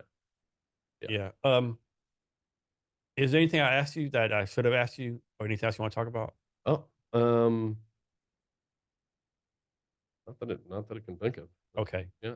So next, you already talked about your company some, like you go in more detail about how you started the company, Yeah. what you focus on now, like what your big dream vision is for it. Yeah. Yeah. Absolutely. So started the company because I was that figure that was trying to hold together the two sides of supply chain, to business development, and there's a lot of pass through and flow through of what the hell is going on in supply chain, what delays are causing a specific delay for a satellite or a rocket or something like this that then needs to be communicated to the customer. But you have 16 different systems that things are tracked in, so you can't get clear insight into what you need to know either at a top level or closer to the actual build. And so we built the software that I wanted at every single company that I've worked for, or and uh, and largely that came down to communication, the ability to, like I said, break down that fourth wall of enterprise software and allow people to naturally communicate their source of truth. So you don't have to build multiple sources of truth, because what the hell is multiple sources of truth mean? There's one. And how do you parse that out to external stakeholders? And so we set out to build that and largely have, I believe. Um, and our customers are reaping the benefits of it. So pretty happy. Just need to get some more on. And what's your vision for the future? Yeah. So we're really heads down on complex hardware right now, but we want to be synonymous with com- build of hardware within the next 3 to 5 years. Period. So totally random question, but like, how do y'all go about picking your tech stack? Yeah, largely that was influenced by our chief architect and co-founder Paul Reisman, who had used Go at a previous company and really loved the speed and efficiency of the language for the back end, and then most ubiquitous front end for development purposes. And he's hiring as well. He singularly chose our tech stack until we brought in other senior engineers who were like, okay, there are some parts, some libraries, and some things that we do have to remove because they're not serving us in the way that we need to. But it largely, those decisions come around addressing tech debt and making sure that we're as scalable as humanly possible. If you're company, you have people all across the United States, right? Yeah, one in Texas, a few in Arizona, some in California, and then about half up here. So the people in Seattle, they is it remote too? They go in the office once a week, Yeah, or we have an office open over in Ballard. okay, Pretty strong feeling that, at this level of the company and this few people being in person yeah, really matters, and okay. knowing that you trust the person that you're working So how do you deal with, like, you have your in person team here in Seattle, people work remotely in other places. How do you deal with, like, no like fairness and all that kind of stuff, right? with. Yeah, Like, of course, it'd be kind of dumb if someone said, "Hey, why I have to come off every day in Seattle? The person in the Bay Area don't have to come in," yeah, or the person in the Bay Area don't have to be in front of the computer. yeah, Like, how do you work through those things? yeah. It's been a little bit of a struggle and learning curve. At the same time, we started during the latter parts of COVID, and so everybody was pretty used to remote. And then Andrew put in a lot of really spectacular practices, as he had always worked with remote teams with his design agency. And so utilizing things like Loom, or making a hard and fast rule of pick up the phone when things get pissy or contentious or frustrating, just pick up the phone, because it's really easy to misinterpret things via text. I'm probably guiltiest of it in the company, because I'd slam something out and like, "Hey, not working," and then it causes a frenzy, and I'm like, "Nope, I didn't. It wasn't. God damn it," So, and then Kelly did a good job of saying, if you don't want people to think you're pissed off, hop on a huddle. They can hear your tone, Yeah, and it's way easier. And it's like, yep, totally true. So putting things in place like that, like if you start to get heated or hot about something, you know, give it a beat, pick up the phone. You'll be able to hear people's tone, make sure, and then prioritizing certain people over other people is just kind of bullshit. If you don't, if somebody doesn't belong at the company for one reason or another, don't have them at the company. yeah, And then it always goes back to no assholes. I know everybody says that. mhm. I interviewed for one company where they were like, "We have a strict no assholes rule," and then one of the leaders was like, "Except for me, I'm the only one they let in." And I'm like, "So you don't have a strict no Yeah, assholes rule?" yeah, Got it. Yeah. yeah, exactly. Let's talk about your dog real fast. Oh yeah, yeah, yeah, yeah. And so you had him for like 2 years, you said? Yeah, I had him about 2 years. We got him the day after Christmas, 2020. Okay. Yeah. So why English Bulldog versus all the other numerous dog breeds? Pretty sure we're the exact same thing, creature. He's short, stocky, uh, uh, uh, moody and stubborn, Yeah, but the biggest love bug in the world. yeah, nice. And I grew up with boxers my Okay, entire life, so I always loved the uh-huh, smoosh faces. okay, And um, yeah, every bulldog that I've met has been one of the sweetest animals mhm, that I've ever known. Um, and so I've always wanted one. My brother, when he was alive, used to joke with my dad, who's looks like, when I went to Ireland uh, um, a trip one time, I was like, "Dad, everybody here looks like you, exactly," and gray hair and all this, and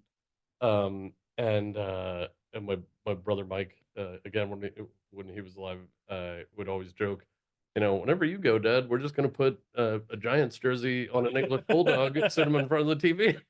you know, So different. It's funny. yeah. And so there's probably a little bit of that, and, Mm, missing my brother, and yeah, thinking of how much he wanted an English bulldog and all that as well. But yeah, once I saw this little man, I like love just on first sight, as oh they say. god, yeah. It was funny. We called December 26th, 2021 Walter Matthau Day for like 3 months, because I've been trying to find someone. My partner Annalie had moved in, and I traveled 80% of the time for previous jobs, so sure shit wasn't getting a dog then. But then Annalie moved in, and we realized that this was a good thing and that we were gonna continue. And so I was like, "Can we please get a dog?" Uh-huh. And they were a little hesitant. Uh, but I kept calling December 26th Walter Matthau Day, because that's when we were going to drive down to Roy, Washington to see this guy. Mhm. And I was like, we don't, you know, we don't have to dedicate to getting him. We're not going to, buy him on spot if he has a shitty personality, anything Yeah, like this. Like, don't worry about it. But he was a year old when we got him. and we woke up and I was like, it's Walter Matthau Day. And Connolly was like, you look out the window and snowed 6 inches. Uh-huh. And I was like, and so we got a pickup truck and rented one from U-Haul Uh-huh. in whiteout conditions, and Oh, it wow. took us 4.5 hours for an hour-and-a-half Oh, drive down to shit. Roy, Washington. Damn. And we finally got there, and it was out. Yeah, I know I where mean, Roy is. yeah, like Yes. this house particularly was even outside of Yeah. Roy, Yeah. It's country, and country. yeah, and we got there, and this little bastard just ran out and was flipping out, and I was like, I love him so much, and picked him up, and Like you're a little boy yourself again, huh? oh, 100%, absolutely, and we took him home, and he just cuddled up right on my lap Yeah. the entire drive home. I don't think he'd been in a car since he was, like just born, Yeah. and so he was scared, but yeah, he's taught me definition of unconditional love. Yeah, Yeah. Dogs are the best. yeah. So you stopped drinking a year and a half ago? Stopped drinking a year and a half Was ago. that just like personal reasons, health reasons? It That's was, like, yeah, I just it was uh it was a great hobby for 20 years of my life, and loved it, and have a lot of Irish in my blood. Mhm. But got to a point where it wasn't serving me, and Yeah. it's got to realize when something's taking more out of you Yeah. than you're taking out of it. And I guess the day came where, like, back in the day, you could probably drink a bottle of bourbon, case of beer, wake up the next day, do whatever. zippity doo dah. Now, Yeah. now if you see a beer, alcohol, you got to take the next day off. Oh yeah, yeah. I mean, yeah, getting closer to 40. That I'd have a beer one night and feel it for the next 3 days, and I was Yeah. like, screw this. This is awful. And realized that I wanted to give as much as humanly possible to my partner and Yeah. my company, and all of that, and it was just the best decision for me. And my doc was like, you know, is this going to be a problem? I was like, nope. He was like, okay, then I'd suggest, stopping for just for weight and all Yeah. this. And I was like, okay, Yeah. and so stopped. So did you stop Went to beer. drinking before or after you went to Ireland? Oh, after, after I was Okay. in Ireland when I was like 26, Oh, so I it was a think. while ago. Okay. Yeah, yeah, yeah, yeah. So Had an you, absolute so blast. you Went did to the pub tours, all that kind Jameson. of stuff. Oh Yeah. yeah, absolutely. I Yeah. loved it. Yeah. Had an absolute blast. Went to Jameson Distillery. Mm. My dad actually came out and out there to visit while I was out there, because it's there Yeah. for like an exchange program sort of thing. Um, the Guinness tour was Yeah. spectacular. The Jameson Distillery was so cool. Like all of that, and all of I always got ridiculed for wanting to go to the old man pubs, Uh-huh. because I loved just going in and exploring really great whiskey and Yeah. all those things. Yeah. And all the people that I was with were a little bit younger, and they were like, "We want to go to clubs, and dancing," and I was like, "Okay, cool. Yeah. I'll see you later. I want Yeah. to." Yeah, I want to drink some real whiskey. yeah, exactly. Um, and the weather there is it like gloomy and doomy like here in Seattle? I've always heard like it's kind of like always wet and Yeah, like gray, like no sun, so to speak. yeah, but when the days are beautiful, they're Yeah. absolutely stunning, just like Seattle. Yeah, I've heard And like when the green is really green over there, yeah, and they call it Emerald Isle for a reason. yeah, absolutely. And yeah, I never put the two and two together why I love Seattle so much. The Emerald City Man, and you know, I didn't think about that either. Yeah, yeah, you're right. yeah, yeah, Emerald City, yeah, Emeralds. Yeah, yeah, yeah, yeah, you're yeah, right. yeah, yeah, yeah, yeah. Had no It was- freaking clue, yeah, yeah. man. All right.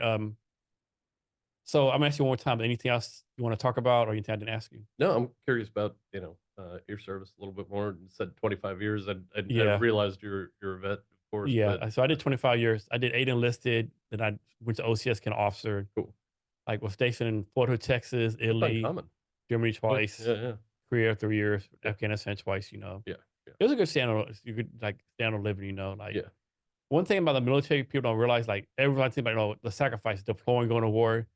Well, they don't realize is this like growing up, my kids, their grandparents, aunts, uncles never saw anything they did in school. yeah, None of me, my wife didn't see anything our nieces and nephews did in school, right? yeah, Like yeah, Christmas dinner, Thanksgiving, we're never with our family, yep, And so these families build this tight bond where you're like all over someplace else, right? yep, absolutely. And like funny story, one time I was stationed in Italy and we came back 2 weeks on vacation, right?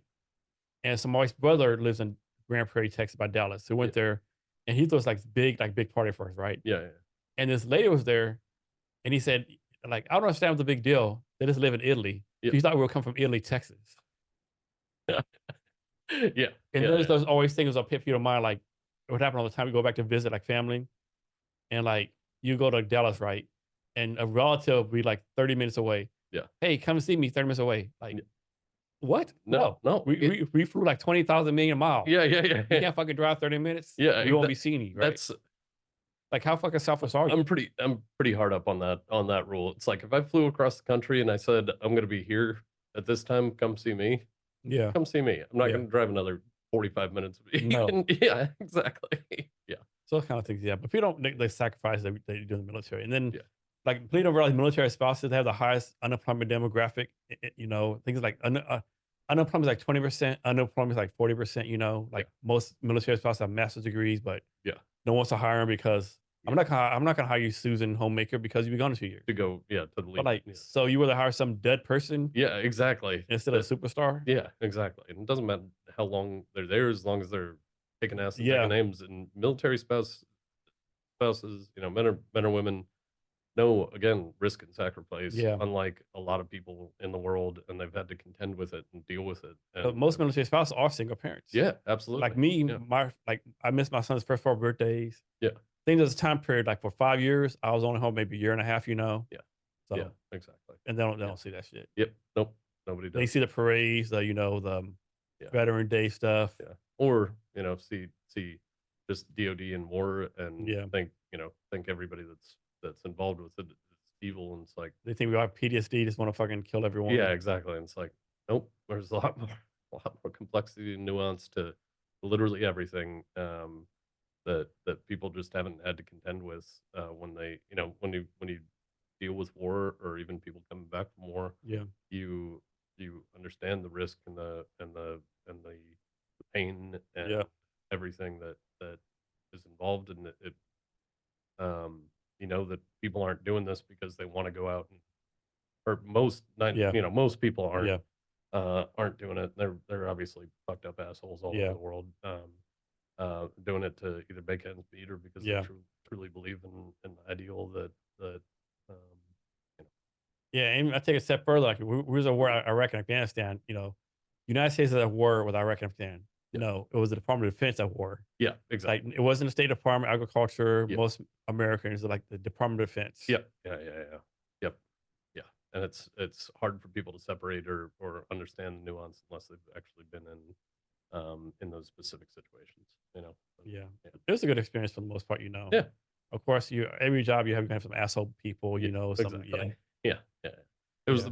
the best decision I've ever made, and if I had to trade that for some other, thing that I've done, Yeah. I probably wouldn't. I mean, I was a different person in a lot of good Mhm. ways. I was hanging out with one of my closest friends for a long time at Ames, and we just happened to be hanging out with like 6 or 7 veterans, Yeah. that were all in the space industry, and one of them was like, she showed a picture of us going to prom together. I had my like scene kid hair and all this stuff, and the thing going into the military, I was like, I'm not gonna go in; it's gonna suck my soul, and Yeah. I'm not gonna be. I'm gonna Yeah. come out completely changed. I absolutely came out completely changed, but what Ames said was like, nope, he's the exact same person, just with a little bit more discipline and a little Yeah. bit more, go get him. And yeah, I think a lot of people are scared of that aspect, that it's going to fundamentally change who they are and Yeah. how they are. And it's like, first of all, nobody can change who you are No. unless you Yeah. you allow them to. Exactly. And second, it changed my entire life. Yeah. And maybe you do change, maybe to change you from the fake person you are to the real person you actually Yeah, are. exactly, yeah, because you get the shit beat out of you for sure.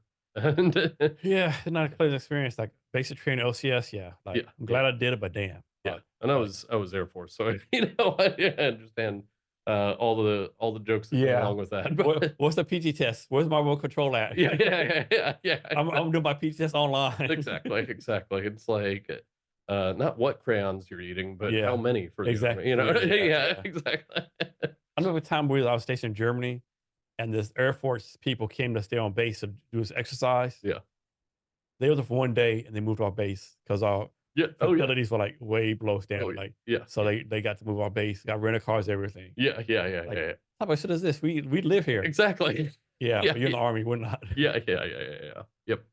Yeah, and then they did the whole Army Air Force Yeah. combined or joint Joint bases. base. Yeah. Yeah, while I was up at Elmendorf in Alaska, Mhm. they did the J Bear change. Yeah. Um, and yeah, I heard all that from the Army side of the house. They were like, "This is a mile away. What the hell?" You know? Yeah.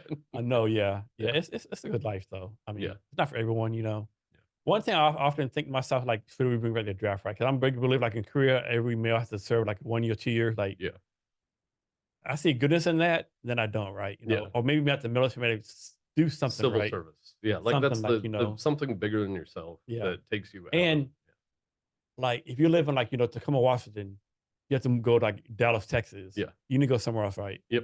Like, Yep. too many people, like, oh, um, I live in Dallas. I'm going to Fort Worth for the weekend. Yeah. Yeah. That's not traveling, No, right? no, no, no. Yeah, yeah, yeah, Like, yeah. go meet someone different, right? Yeah, yeah, yeah. It's yeah, it definitely gives you perspective. Um, and I don't think people understand the diversity that actually exists in Oh, they the don't. Air Force. And like Oh, they don't. you Yeah. can't like the one of my favorite things about it is watching assholes try to survive Yeah. in the Air Force, and Same just with the like army somebody too. comes in with some opinion of somebody else that's racist or Mhm. sexist or anything, and then they just get their asses handed to them They because do. yeah, and it's And of great. course, a lot of people in the military have like the what's his name? Gomo Powell mentality, right? Yeah, Like, oh, like in my experience, everyone who was like trying to be like a, like a do as I say leader, yeah, they quickly failed, right? 100%. They quickly failed, Yeah, right? Now, don't yeah, get me wrong, in the military, any job was chance, there's time where like the boss, yeah, okay, here's a decision, right? I took your input, yeah, but everyone I knew in the army would like do it my way. I don't care what you think, yeah, they quickly failed. Either yeah, because their boss saw they were a fucked up leader or because the soldiers fucking just shut down on them, right? yeah, exactly. Like, Yeah, you know, yeah, and there are a lot of I was never deployed. I always feel the need to say, but um, there there's a reason the soldiers will shut down yeah, on a boss mhm, that's going to take him into shit, and you have to trust yeah, in those situations. You don't want to deploy with somebody that's a do as they say, not as they do, or anything like this. yeah. You got to be able to trust. And you got to read the room too. 'Cause, like when I was still on this, I was Station Fort Hood. I was doing HR. I was the E4, and there's a thing called National Training Center you go to once in a while, right? At Yeah, Mojave Desert. We had been like 3 times in 5 months, 4 times in 6 months. Most people go like one every 3 years, right? yeah, yeah, We were able to support. So our colonel, jackass colonel, every time someone Fort Hood went, he'd volunteer us to go support him, right? yeah, And so we've been like 3 or 4 times, right? And so of course all the leadership changed out. New leadership came, and all the officers came, right? yeah, These jackasses were like set up tents. They put out fucking stopwatches to time us to see how fast we could do it. Like we're like, think of something, motherfucker. yeah, We've done this like 4 times in 6 months, exactly. over and over and over Yeah, again. yeah, yeah, We yeah, know how to set up a tent yeah, pretty fucking fast. yeah, yeah, Matter yeah, of fact, we know how to do it like tear gas, full weapons. yeah, yeah, But yeah, when they put out that fucking stopwatch and timed it and said, we're gonna say we did like a minute 20 seconds. yeah, I'm making up. yeah, We yeah, got this done in a minute. We just looked at each other like we're done. yeah, Like yeah. we're done. Yeah, Fuck exactly. y'all. You We shut down. very, very clearly do not understand what we're here to do, and this Yeah. is not it. And we've Yeah, done this over and over again. We yeah, shut down. Like yeah. Discipline and the next time I think we did like 5 minutes. yeah, yeah, yeah, yeah, yeah. Exactly. Discipline's one thing, but if you're gonna, yeah, yeah, that's you're there because you have it, not at that Yeah. point. Not because you need it. Yeah, Cool. Yeah, I mean, there's a lot of veterans out there. I think what they say 100% have been veterans. A lot of War II generations going away. yeah, And one thing I tell people, I'll probably get slack for this too. Like people will say, like, a lot of veterans will say, I'm only gonna hire veterans. yeah, yeah, Really? yeah. I Like know. my experience, I worked with, or people work for me. Like I would not hire to cut my grass, right? What? Say it I would again. not hire to cut my grass, right? Yeah, yeah, yeah, But yeah, just because a vet don't meet your hiring rate, they still yeah, have to do the whole process. I yeah. think, right? Exactly. Yeah, Maybe they go maybe through. give them advantage or something, right? Or Yeah, yeah, yeah, yeah, yeah. yeah, And like, I mean, um, yeah, everybody's different. Like no matter it's always what you take out of an mhm, experience and what you put in. And if you didn't put in the work or you just did it just to flail around, yeah. then you're gonna be as much of a And one shitbag as thing you were going in. I think a lot of veterans have a challenge getting out because in the military, like, of course, there's some go getters, all the kind of stuff.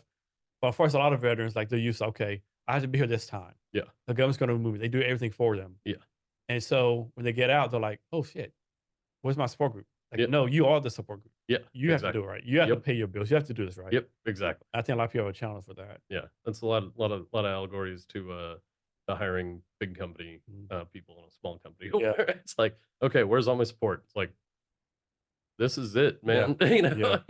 you got to do it. Yeah. You're your support. Yeah. Yeah. Yeah. You didn't pay attention during transition? Yeah. Exactly. No. Nope. Well, it's the real world now. You know? Yeah. Yeah. Yeah. That's true. Yeah. Cool. Cool. Any advice for, well, first of all, can you share your social media links for yourself and your company? Oh, yeah. So, at integrate, underscore co for x.com. And then, you can find us on LinkedIn and X, Twitter, and then at J Conafay, for hot takes in the space industry and tech. Uh, and yeah, and then integrate.co. We seem to have a very polarizing brand and website.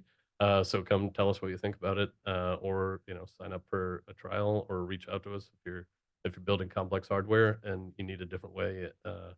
We would like to think a better way of doing it, but if you need a different way of building it, And y'all, if I remember correctly, y'all have a blog on your website, right? we do not You don't? yet. Okay. Yeah, Okay. yeah. Okay. But there's a lot of great things to look at, and all of our features and the ability to sign up is on the website for sure. I'm guessing y'all don't really do social media that much, do y'all? Like, do y'all like post videos on TikTok or Instagram or say we're building a company or anything like that? Yeah, Or not yet. It's okay.